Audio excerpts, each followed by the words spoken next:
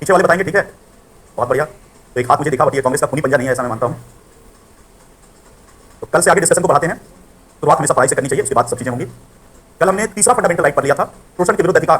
दो छोटे छोटे अनुच्छेद थे, अनुच्छेद 23 और 24। उसके बाद फिर आता है चौथा मौलिक अधिकार, जो बहुत ही रेलेवेंट है और अभी काफी चर्चित हो गया है, क्योंकि करंट के कुछ मुद्दे इससे आ जाते हैं। धार्मिक स्वतंत्रता का अधिकार और यात्रा सबरीमाला और ऐसे कई सारे मुद्दे इससे जुड़े हुए हैं।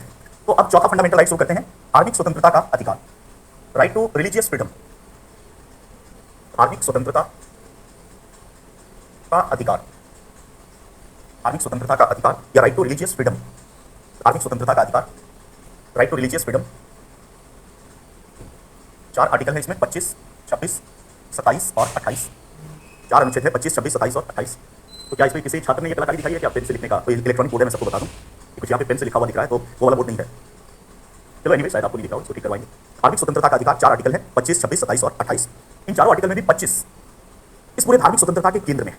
और भारत में धार्मिक स्वतंत्रता के स्वरूप को समझने में ये 4 आर्टिकल बहुत इंपॉर्टेंट हैं। 25 और 26 मिल जाएगा तो सबरीमाला जैसे विवादों को जन्म देगा, धर्मांतरण के विवाद को जन्म देगा। 27 आ जाएगा तो एक तरह से नेचर ऑफ इंडियन सेक्युलरिज्म यहीं से निकलेगा। और 28 भी बहुत रेलेवेंट है। तो चारों ही आर्टिकल बहुत ही अपनी जगह पर महत्वपूर्ण है, 25, 26, 27, 28। और उसी पैटर्न पे पढ़ना है कॉन्स्टिट्यूशन एंड पॉलिटी। तो केवल कॉन्स्टिट्यूशन पढ़े तो बहुत छोटा है, पॉलिटी पढ़े तो बहुत बड़ा है। तो अब आते हैं, शुरू करते हैं आर्टिकल 25। आर्टिकल 25, सबसे पहले लेटर ऑफ द कॉन्स्टिट्यूशन देखें कि संविधान अनुच्छेद 25 के बारे में क्या कहता है। संविधान में आर्टिकल 25 किस प्रकार है, इसको लिखो, प्रत्येक व्यक्ति को, ध्यान रखना यहाँ व्यक्ति है, इसका मतलब नागरिक, विदेशी सबके लिए, प्रत्येक व्यक्ति को अंतःकरण की स्वतंत्रता, प्रत्येक व्यक्ति को अंतःकरण की स्वतंत्रता, प्रत्येक व्यक्ति को अंतःकरण की स्वतंत्रता और किसी भी धर्म को, और किसी भी धर्म को, और 3 शब्द, मानने, आचरण करने, किसी भी धर्म को मानने, आचरण करने और प्रचार करने की स्वतंत्रता होगी। किसी भी धर्म को मानने, आचरण करने और प्रचार करने की स्वतंत्रता होगी। तो सबसे पहला आर्टिकल 25 का जो हिस्सा है वो कहता है कि प्रत्येक व्यक्ति को, अनुच्छेद 25 या धार्मिक स्वतंत्रता सभी व्यक्तियों के लिए, नागरिक और विदेशी सभी के लिए है, प्रत्येक व्यक्ति को अंतःकरण की स्वतंत्रता, फ्रीडम ऑफ कॉन्साइंस होगी, और किसी भी धर्म को मानने, आचरण करने और प्रचार करने की स्वतंत्रता होगी। ये पहली बात है। दूसरा, पहले लिखते हैं पूरा, लिखो, हिंदू धार्मिक संस्थाओं, हिंदू धार्मिक संस्थाओं को, हिंदू धार्मिक संस्थाओं को सभी वर्गों के लिए खोला जाएगा। हिंदू धार्मिक संस्थाओं को सभी वर्गों के लिए खोला जाएगा। हिंदू धार्मिक संस्थाओं को सभी वर्गों के लिए खोला जाएगा। हिंदू धार्मिक संस्थाओं को सभी वर्गों के लिए खोला जाएगा। और हिंदू के अंतर्गत, और हिंदू के अंतर्गत हिंदू, जैन, बौद्ध और सिख शामिल माने जाएंगे। तो बहुत यूनिक आर्टिकल जिस पर प्रीलिम्स में सवाल भी आया, मैं बताऊंगा क्या, पहले लिख लीजिए। हिंदू धार्मिक संस्थाओं को सभी वर्गों के लिए खोला जाएगा। और हिंदू के अंतर्गत किस किस को शामिल माना जाएगा? 4, हिंदू, जैन, बौद्ध और सिखों को शामिल माना जाएगा। अभी सारा विवाद आएगा, पहले लिख लेना है। हिंदू के अंतर्गत 4 शामिल होंगे। कौन कौन से? हिंदू, जैन, बौद्ध और सिख। तो ये दूसरी इंपॉर्टेंट बात है कि हिंदू धार्मिक संस्थाएं सभी के लिए खोली जाएगी। तीसरा है, सिखों को कृपाण रखने का अधिकार होगा। सिखों को कृपाण रखने का अधिकार होगा। सिखों को कृपाण रखने का अधिकार होगा। कृपाण रखने का अधिकार होगा। सिखों को कृपाण रखने का अधिकार होगा। ये तीसरी बात है। और चौथा, आखिर में कहा गया है कि धार्मिक स्वतंत्रताएं पर सीमाएं होंगी। और क्या क्या सीमाएं? तो लिखो, धार्मिक स्वतंत्रता पर सीमाएं होंगी। पहला, लोक व्यवस्था, पब्लिक ऑर्डर, मतलब लॉ एंड ऑर्डर। दूसरा, सदाचार, सदाचार का मतलब नैतिकता, मोरालिटी। और तीसरा, स्वास्थ्य, सार्वजनिक स्वास्थ्य, सार्वजनिक स्वास्थ्य। धार्मिक स्वतंत्रता पर सीमाएं होंगी, लोक व्यवस्था, सदाचार और सार्वजनिक स्वास्थ्य। तो ये आर्टिकल 25 भारत के संविधान में, ये बहुत लंबे लंबे शब्दों में कहा गया है। तो एग्जैक्ट संविधान के शब्दों को याद रखना जरूरी नहीं है, बल्कि वो अच्छा नहीं माना जाएगा। अगर हुबहू रट के लिखोगे तो एक तो शब्द बहुत ज्यादा होंगे, दूसरा क्लैरिटी नहीं होगी। तो मैं एक बार हट के फिर से पढ़ देता हूं पूरा। प्रत्येक व्यक्ति को अंतःकरण की स्वतंत्रता होगी और किसी भी धर्म को मानने, आचरण करने और प्रचार करने की स्वतंत्रता होगी। ये पहली बात है। दूसरी बात है, हिंदू धार्मिक संस्थाएं सभी वर्गों के लिए खोली जाएंगी। और यहाँ हिंदू के अंतर्गत हिंदू, जैन, बौद्ध, सिख सभी शामिल होंगे। तीसरा है, सिखों को कृपाण रखने का अधिकार होगा। और चौथा है, धार्मिक स्वतंत्रता असीमित नहीं होगी, इस पर सीमाएं होंगी। क्या क्या सीमा? 3 सीमाएं, लोक व्यवस्था, सदाचार और सार्वजनिक स्वास्थ्य। अब एक एक करके बिल्कुल शुरू से एक एक शब्द को समझते हैं। तो दिखने में बहुत छोटा लग रहा है आर्टिकल, लेकिन जब इसको समझेंगे तो एक से एक व्याख्याएं आती जाएंगी। सबसे पहले देखो शुरुआत क्या हो रहा है। प्रत्येक व्यक्ति को अंतःकरण की स्वतंत्रता, इंग्लिश वर्ड क्या है? Freedom of conscience. Every person, citizen every person, तो विदेशी के लिए every person shall have freedom of conscience. तो प्रत्येक व्यक्ति को अंतःकरण की स्वतंत्रता होगी। और फर्दर कह रहा है कि किसी भी धर्म को, और 3 चीजें, मानने की स्वतंत्रता, यहाँ इंग्लिश शब्द है प्रोफेस, आचरण की स्वतंत्रता, इंग्लिश शब्द है प्रैक्टाइज, और प्रचार की स्वतंत्रता, इंग्लिश शब्द है प्रोपेगेट। अंतःकरण की स्वतंत्रता और फिर 3 स्वतंत्रता है। किसी भी रिलीजन को मानने की स्वतंत्रता, उस रिलीजन के अनुसार आचरण की स्वतंत्रता जिसको हम मानते हैं, और तीसरा, अपने रिलीजन का प्रचार करने की स्वतंत्रता। और ये सब फंडामेंटल राइट है। सबसे पहला मुद्दा यहाँ ये आता है, कोई आपसे पूछ सकता है, एग्जाम में प्रश्न आ सकते हैं कि यहाँ पर शब्द है अंतःकरण की स्वतंत्रता और उसके नीचे है धर्म की स्वतंत्रता। अगर ये तीनों हटा दे तो बात तो ये धर्म की स्वतंत्रता, मानना, आचरण करना, मतलब धर्म की। तो फ्रीडम ऑफ कॉन्साइंस और फ्रीडम ऑफ रिलीजन, ऊपर फ्रीडम ऑफ कॉन्साइंस है और नीचे फ्रीडम ऑफ रिलीजन। ऊपर अंतःकरण की स्वतंत्रता है और उसके जस्ट नीचे धर्म की स्वतंत्रता है, धर्म को मानना, आचरण करना, एक्सवचन। तो पहला सवाल यही उठता है कि अंतःकरण की स्वतंत्रता, फ्रीडम ऑफ कॉन्साइंस, और धर्म की स्वतंत्रता, फ्रीडम ऑफ रिलीजन, में कोई अंतर है या दोनों समान है? यदि हम राजनीतिक दर्शन की बात करें, विश्व के प्रमुख दार्शनिकों की बात करें, तो विश्व के ज्यादातर दार्शनिकों ने, जिन्होंने इस विषय पर अपना विचार दिया, हम भारत से अलग बात करें, वर्ल्ड लेवल पे राजनीतिक दर्शन में, तो ज्यादातर दार्शनिकों ने अंतःकरण की स्वतंत्रता और धर्म की स्वतंत्रता को समानार्थी माना है, एक माना है। ज्यादातर दार्शनिकों जॉन लॉक को पढ़ोगे, उसकी किताब का नाम है लेटर्स ऑन टॉलरेशन, सहनशीलता पर निबंध, और लेटर्स ऑन टॉलरेशन में दोनों को एक ही बात है कि अंतःकरण की स्वतंत्रता, और उसका मतलब है कि हम किस रिलीजन को मानते हैं, मतलब हृदय से हम किस ईश्वर के अनुयायी हैं, वही अंतःकरण की स्वतंत्रता है, वही धर्म की स्वतंत्रता है। तो राजनीतिक दर्शन में, पॉलिटिकल फिलोसफी में सामान्यतः अंतःकरण की स्वतंत्रता और धर्म की स्वतंत्रता एक मानी जाती है, लेकिन भारत के संविधान निर्माताओं ने दोनों के अर्थ में अंतर किया। तो हमें बताना होगा कि वर्ल्ड में जो डेफिनेशन है वो हमारे यहाँ थोड़ा उससे अलग है, हमारे यहाँ अलग है। अगर अलग है तो कैसे? अंतःकरण की स्वतंत्रता एक बहुत ही व्यापक शब्द के रूप में हमारे संविधान निर्माताओं ने लिया, और अंतःकरण की स्वतंत्रता में दो चीजें शामिल हैं। जब हमारे संविधान निर्माता कहते हैं अंतःकरण की स्वतंत्रता, तो भारत के संदर्भ में इसमें दो बातें शामिल। पहला, रिलीजन को मानने की स्वतंत्रता और मान्य आचरण जो भी हो, और दूसरा रिलीजन को ना मानने की स्वतंत्रता, रिलीजन को मानने की स्वतंत्रता और दूसरा रिलीजन को ना मानने की स्वतंत्रता। तो देखो, अंतःकरण का शब्द हमारे संविधान निर्माता ने बहुत व्यापक रखा है, और भारत के संदर्भ में अंतःकरण की स्वतंत्रता बहुत व्यापक है, जिसमें दोनों चीजें शामिल कि मैं रिलीजन को मान भी सकता हूं और मैं रिलीजन को नहीं भी मान सकता हूं। तो ईश्वरवादी होना भी अंतःकरण की स्वतंत्रता है, और अनीश्वरवादी होना अंतःकरण की स्वतंत्रता में शामिल है। आस्तिक होना भी अंतःकरण की स्वतंत्रता में शामिल है, और नास्तिक होना भी अंतःकरण की स्वतंत्रता में शामिल है। तो दोनों चीजें, इसका व्यवहारिक क्या अर्थ निकलता है कि अगर उन्होंने अलग से अंतःकरण को मेंशन किया, क्योंकि वो चाहते तो यहां से भी शुरू कर सकते थे कि प्रत्येक व्यक्ति को धर्म को मान्य आचरण करने और प्रचार करने की स्वतंत्रता हो, अंतःकरण नहीं लिख सकते थे, यहां से भी शुरू करते कि प्रत्येक व्यक्ति को धर्म को मानने तभी ठीक था। बट अंतःकरण इसलिए लिखा कि वो साफ साफ बताना चाहते कि इस देश में धर्म को मानना अनिवार्य नहीं। इसका मतलब साफ साफ शब्दों में कहा जाए तो नास्तिकता भी एक मौलिक अधिकार है भारत में, एथिस्ट होना भी एक फंडामेंटल राइट है, और कोई मुझे ईश्वरवादी होने के लिए बाध्य नहीं कर सकता। इसका मतलब यदि कोई व्यक्ति ये कहे कि मैं ईश्वर की सत्ता में अविश्वास करता हूं, मैं नहीं मानता हूं गॉड को, मैं नहीं मानता हूं रिलीजन को, तो ये कोई वैसा कट्टर देश नहीं है जहां पर कि उसको मृत्यु दंड दे दिया जाएगा। अफगानिस्तान में कोई जाकर बोल दे तालिबान के पास कि हम गॉड को नहीं मानते हैं तो सीधे फांसी की सजा, फांसी जो भी हो, मृत्यु दंड। लेकिन भारत देश में घोषित तौर पर कोई कह सकता है कि मैं गॉड को नहीं मानता, मैं नास्तिक हूं, मैं ईश्वर में विश्वास नहीं करता हूं, और ये भी उसका फंडामेंटल राइट है, और इसके कारण उसको किसी भी अधिकार से सुविधा से वंचित नहीं किया जाए। तो अब देखो अंतःकरण शब्द कितना इंपॉर्टेंट, ये नास्तिकता को भी मौलिक अधिकार बनाता है। और यहीं पर देखिए कि भारत का पूरा संविधान कैसे बहुलवाद और प्लूरलिज्म की अभिव्यक्ति, इस सबको याद जाओ, सबको रहने की आ जाती है अपने अपने विश्वासों के साथ। 25 का पहला हिस्सा इसको दिखाता है। आगे जब आर्टिकल 29 में पहुंचेंगे तो देखेंगे बहुलवाद अपनी पूर्णता में आता है। बट यहाँ भी दिखता है कि सारे मतमतांतर, सारे रिलीजन, यहाँ तक कि एथिज्म भी इस देश में देखा। और आज से नहीं, अगर आप भारत के इतिहास से परिचित हैं तो हजारों सालों से यही ट्रेंड है, जहां भारत में नास्तिक दर्शन की पूरी एक परंपरा रही है, जिसको चारवाक या लोकायत कहते थे। षड दर्शन, ये जो दर्शन है, षड दर्शन में एक दर्शन हुआ करता था चारवाक या लोकायत, और चारवाक दर्शन साफ साफ कहता था कि ईश्वर नहीं है, आत्मा नहीं है, स्वर्ग नहीं है, नरक नहीं है, रिलीजन नहीं है, कुछ नहीं है। इसको नपुंसक कहता था, वेद नहीं है, और उसके ढेर सारे अनुयायी थे और कभी उसका दमन नहीं किया। तो कभी भी कट्टरपंथी लोग हम नहीं रहे भारत के। और प्राचीन युग में भी जब असहिष्णुता का दौर रहा होगा तभी चारवाकों को अनुमति थी। आधुनिक भारत के इतिहास के देखो तो यहाँ एक से एक अनिश्वरवादी पैदा, अनिश्वरवादी भी बड़े टैलेंटेड। स्वयं भगत सिंह ने एक ऐसे लिखा, गूगल पे भी मिल जाएगा ढूंढने, अभी नहीं खोजना, समझना है बात। Why I am an atheist, मैं एक नास्तिक क्यों हूं, ये भगत सिंह का ऐसे। तो जो व्यक्ति ऐसे ही लिख रहा है कि मैं एक नास्तिक क्यों हूं, तो उसी तौर पर एक नास्तिक है और घोषणा भी कर रहे हैं। एम एन रॉय एक बहुत भारी दार्शनिक हुए, घोर नास्तिक थे। नेहरू भी मतलब उस लेवल के वो नास्तिकता के बीच घूमते थे, बहुत बड़ी आस्तिक। तो कहने का मतलब अंतःकरण का यही महत्व है कि अंतःकरण की स्वतंत्रता का तात्पर्य है कि रिलीजन को मानो, ये भी तुम्हारा फंडामेंटल राइट, और रिलीजन को ना मानो, ये भी तुम्हारा फंडामेंटल राइट। तो कोई डिफरेंस पूछे तो ये बता। अब देखिए, प्रत्येक व्यक्ति को सबसे पहले कह रहा है कि अंतःकरण की स्वतंत्रता, रिलीजन को मानना ना मानना दोनों राइट। अब जो व्यक्ति रिलीजन को नहीं मानता है, नास्तिक है, भगत सिंह की तरह का व्यक्ति है, तो उसको जबरदस्ती आप थोड़ी कहोगे कि पूजा पाठ करो। तो जिसको रिलीजन चाहिए ही नहीं, उसको बलपूर्वक हम स्वतंत्रता नहीं दे सकते। इसीलिए उनकी बात हटा दी कि भाई नास्तिक है तो उसको तो जरूरत ही नहीं धार्मिक स्वतंत्रता की। अब आता है जो रिलीजन वाले, जो रिलीजन को मानते हैं, जो धर्म को मानते हैं, तो उसको फर्दर 3 अधिकार देता है कि किसी भी धर्म को मानने की स्वतंत्रता होगी। फिर आता है कि जिस धर्म को मानता है उसके अनुसार आचरण करने की स्वतंत्रता होगी, और उस धर्म का प्रचार करने की स्वतंत्रता होगी। इंग्लिश में 3 P है, इसको ट्रिपल P कहा जाता है, profess, practice, propagate, one's own religion. तो तीनों में डिफरेंस क्या है, प्रीएम्बल में हम काफी हद तक पढ़ चुके हैं। मानना सैद्धांतिक हुआ कि व्यक्ति हिंदू हो, मुस्लिम हो, सिख हो, ईसाई हो, किस रिलीजन को स्वीकार करता है, ये प्रोफेस में आएगा मानना। प्रैक्टिस उसका व्यवहारिक रूप हो जाएगा कि जब मैं हिंदू को मानता हूं तो यज्ञ करना, रुद्राभिषेक करना, पूजा पाठ करना, ये प्रैक्टिस आचरण में आएगा। जब मैं इस्लाम को मानता हूं तो नमाज पढ़ना, रोजे रखना, ये आचरण में आ जाएगा। तो न केवल मानने की स्वतंत्रता एक मौलिक अधिकार, बल्कि आचरण की स्वतंत्रता भी मौलिक अधिकार है। इसका मतलब ध्यान रखना कि यज्ञ करना या रोजे रखना भी उतना ही बड़ा फंडामेंटल राइट, क्योंकि एक साथ दोनों कॉमा के साथ। यदि संवैधानिक दृष्टि से बात किया जाए तो इस्लाम को मानना जितना इंपॉर्टेंट है उसके बराबर इंपॉर्टेंट है रोजा रखना, और हिंदुइज्म को मानना जितना इंपॉर्टेंट है उसके बराबर इंपॉर्टेंट है रुद्राभिषेक करना और गणपति की मूर्ति बनाना, जो भी आचरण के नियम है। और तीसरा कि अपने रिलीजन को प्रचार करने की भी स्वतंत्रता है, मतलब अपने रिलीजन को फैलाने की स्वतंत्रता है। तो सबसे पहले हमने देखा कि अंतःकरण क्या है, उसकी स्वतंत्रता और रिलीजन की स्वतंत्रता में डिफरेंस क्या है। ये बड़ा गोला है, ये उसके भीतर छोटा गोला है। तो अंतःकरण में आस्तिक नास्तिक दोनों शामिल है। जो आस्तिक है उसको 3 स्वतंत्रता है, किसी भी रिलीजन को मानेगा, जिसको मानेगा उसके अनुसार आचरण करेगा, और उस रिलीजन का प्रचार करने की स्वतंत्रता होगी। अब एक एक करके इससे संबंधित मुद्दों पर आते हैं। सबसे पहले यहां से शुरू करते हैं, तो एक हेडिंग दीजिए, धर्म को मानने की स्वतंत्रता, धर्म को मानने की स्वतंत्रता और संथारा का मुद्दा। धर्म को मानने की स्वतंत्रता और संथारा का मुद्दा, धर्म को मानने की स्वतंत्रता और संथारा का मुद्दा। संथारा या सलेखना मिलती जुलती विधियां हैं। धर्म को मानने की स्वतंत्रता और संथारा का मुद्दा, क्योंकि काफी अपने समय पर चर्चित रहा।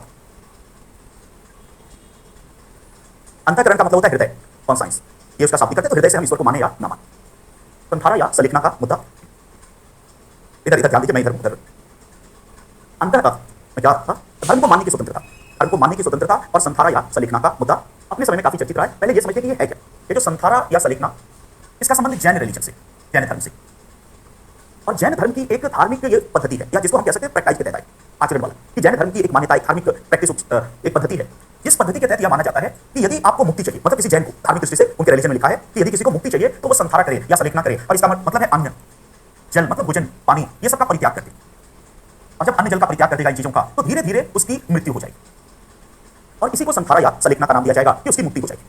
तो संथारा या सलेखना जैनिज्म की एक धार्मिक क्रिया है जिसके तहत ऐसा माना जाता है। अब देखो रिलीजन पूरा आस्था पर, तो भाई आस्था पे सब चीजें चलती हैं, तो उनकी आस्था है कि यदि भोजन पानी मतलब अन्य जल सब चीजों का परित्याग करते तो धीरे धीरे शरीर क्षय होने लगेगा और एक वक्त आएगा कि व्यक्ति की मृत्यु हो जाएगी और ऐसा व्यक्ति मुक्त हो जाएगा, ऐसा व्यक्ति मुक्ति प्राप्त कर लेगा, जो रिलीजन का सबसे मुख्य उद्देश्य होता है। इस तरह से संथारा या सलेखना की पद्धति है, तो हम कह सकते हैं कि आर्टिकल 25 के तहत इसको हम आचरण में ले सकते हैं, जो कि बहुत पुरानी पद्धति है। इसी के तहत 2006 में एक मामला हुआ था, निर्णय 2016 में। 2006 में राजस्थान में एक महिला ने, जो जैन महिला थी, उसने संथारा का निर्णय लिया।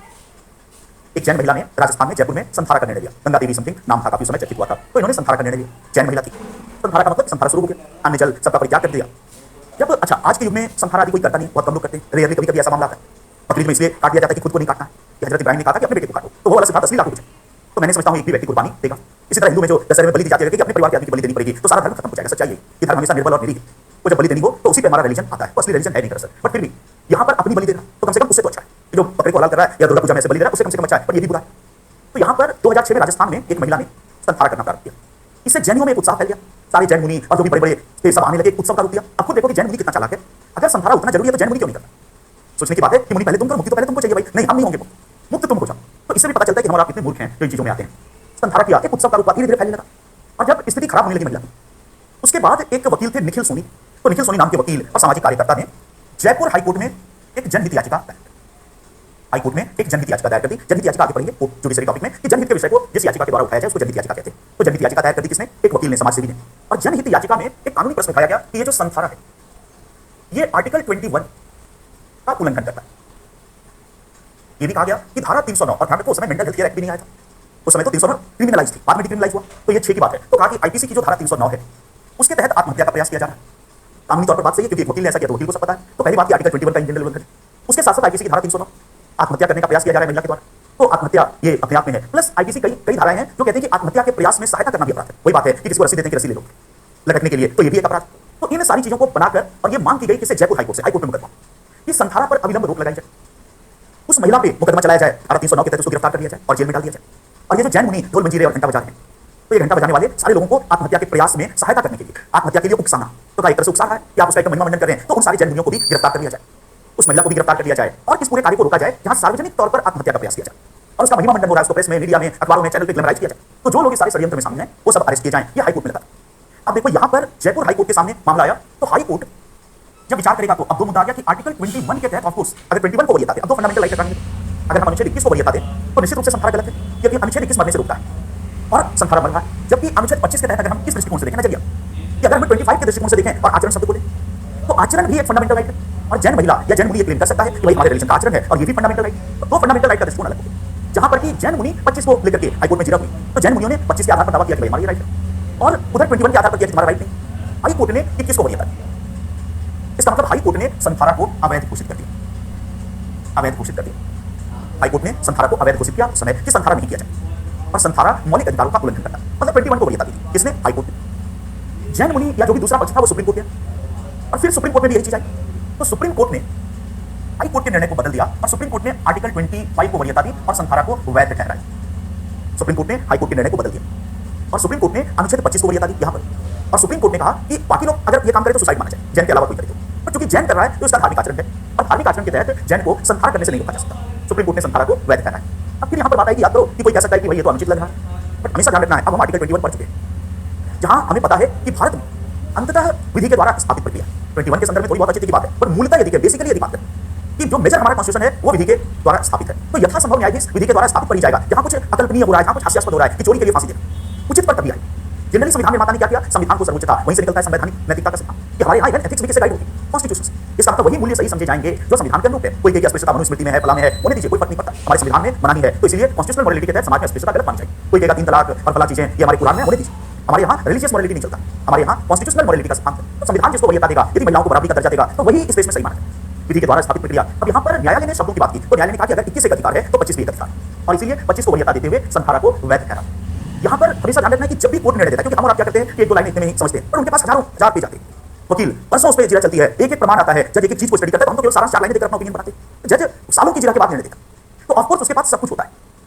जब प्रमाण लाए जाने लगे दोनों पक्षों की ओर से, तो आप वही पर देखो कि फिर हाई कोर्ट ने क्यों आवेदन किया। ऑफकोर्स कि हाई कोर्ट के सामने शायद मामले को उतनी गंभीरता से नहीं लड़ा गया हो। कोर्ट के सामने आप क्या प्रमाण लाओगे उससे निर्णय देगा।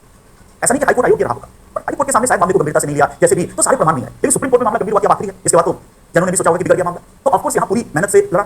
और जब सारे जैन ग्रंथों के प्रमाण XYZ लाए जाने, तो यह सिद्ध हो गया कि संथारा एक जैनों का अनिवार्य धार्मिक आचरण, कोई छोटा मोटा आचरण नहीं। और पुराने ग्रंथ एक करके लाए गए चंद्रगुप्त मौर्य के बारे में भी रेफरेंस मिलता है कि चंद्रगुप्त मौर्य जो भारत के इतने महान सम्राट, जिनकी सीमाएं कहां तक थी साम्राज्य की, जो आपका काबुल और कंधार है, जहां तालिबान का राज है, वहां चंद्रगुप्त मौर्य किसी के पाए जाते, तो जिस राजा का राज वहां तक था वो चंद्रगुप्त मौर्य थे।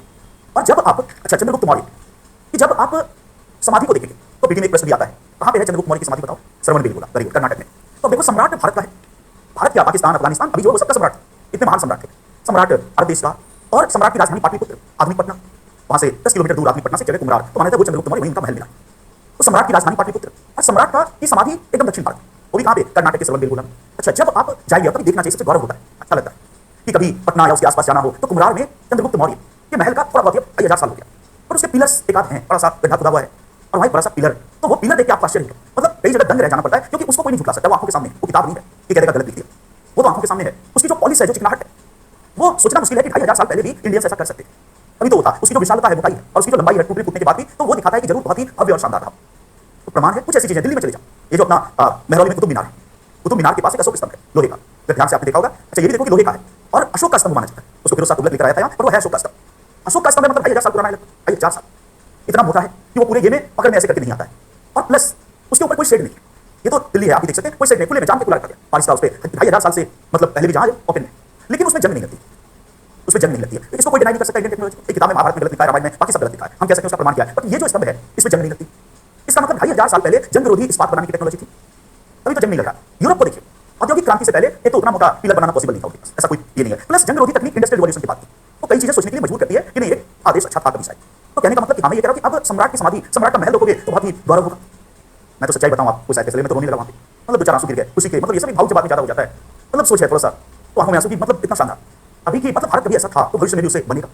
एक किताब होती है केपी जायसवाल, हमने एशियन इंडिया पे बहुत काम किया है, उसकी किताबें भी लिखी है, कभी दिखाऊंगा, पीएचडी भी हमने उसी पे किया है। तो एक बड़े लेखक है शानदार, केपी जायसवाल, काशी प्रसाद जायसवाल, उनकी किताब हिंदू पॉलिटी 1924 में छपी थी, उसको कई हमने अपने पीएचडी में उसका ओरिजिनल रेफरेंस दिया, उन्होंने बड़ा ओरिजिनल वर्क किया। तो केपी जायसवाल साहब एक वकील थे, और एक वकील आदमी ने कितना शानदार स्टडी किया, और उसकी जो आखिरी लाइन, मतलब इसलिए मैं उसको कोट कर रहा हूं कि उसको हमने अपने पीएचडी वाले में भी कोट कर दिया ओरिजिनल रेफरेंस के साथ, कि उसकी जो आखिरी कंक्लूजन है, मतलब रोंगटे खड़े कर देने वाला है, और मतलब अगर थोड़ा सा सेंसिटिव आदमी है तो मतलब बोलते बोलते भी आदमी हो जाता है। उन्होंने लिखा है कि हिंदू राज व्यवस्था का स्वर्णिम उसके अतीत में नहीं बल्कि उसके भविष्य में निहित है।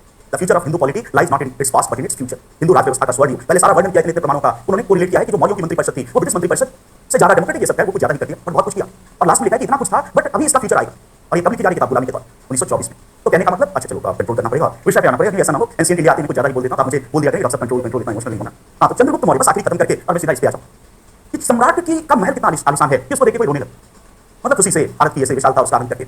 और जब सम्राट की समाधि देखेंगे तो मैंने देखा ना गूगल पे जो फोटो दिखता है कर्नाटक में, उधर समाधि तक नहीं गया, पर देखोगे तो उसमें जो फोटो दिखता है 2-4 बड़े पत्थर रखे बस। तो जिस सम्राट का महल उतना शानदार था, जिस सम्राट की सेवाएं काबुल और कंधार तक जाती थी, उस सम्राट की समाधि भी वैसे ही भव्य होनी चाहिए। किंवदंती, कोई प्रूफ नहीं है कि कोई समाधि है कि नहीं, पर जैन परंपरा के अनुसार उसको मान लिया गया। तो जो जैन परंपरा में, जैन ग्रंथों में उल्लेख मिलता है कि जीवन के आखिर में सम्राट ने जैन धर्म को अपना लिया, जैनिज्म को अपना लिया, और जब जैनिज्म को अपना लिया तो उन्होंने भी संथारा के द्वारा ही प्राण त्यागा। तो सम्राट ने जैनिज्म को अपना लिया, बेटे बिंदुसार को राजपाट दे दिया, और उसके बाद जैन मुनि बनकर निकल पड़े। ऑफकोर्स जैन मुनि प्रचार करते करते पूरे भारत में वही श्रवणबेलगोला पहुंच गया, और वो जिसकी समाधि है वो सम्राट ने, जैन मुनि की समाधि है।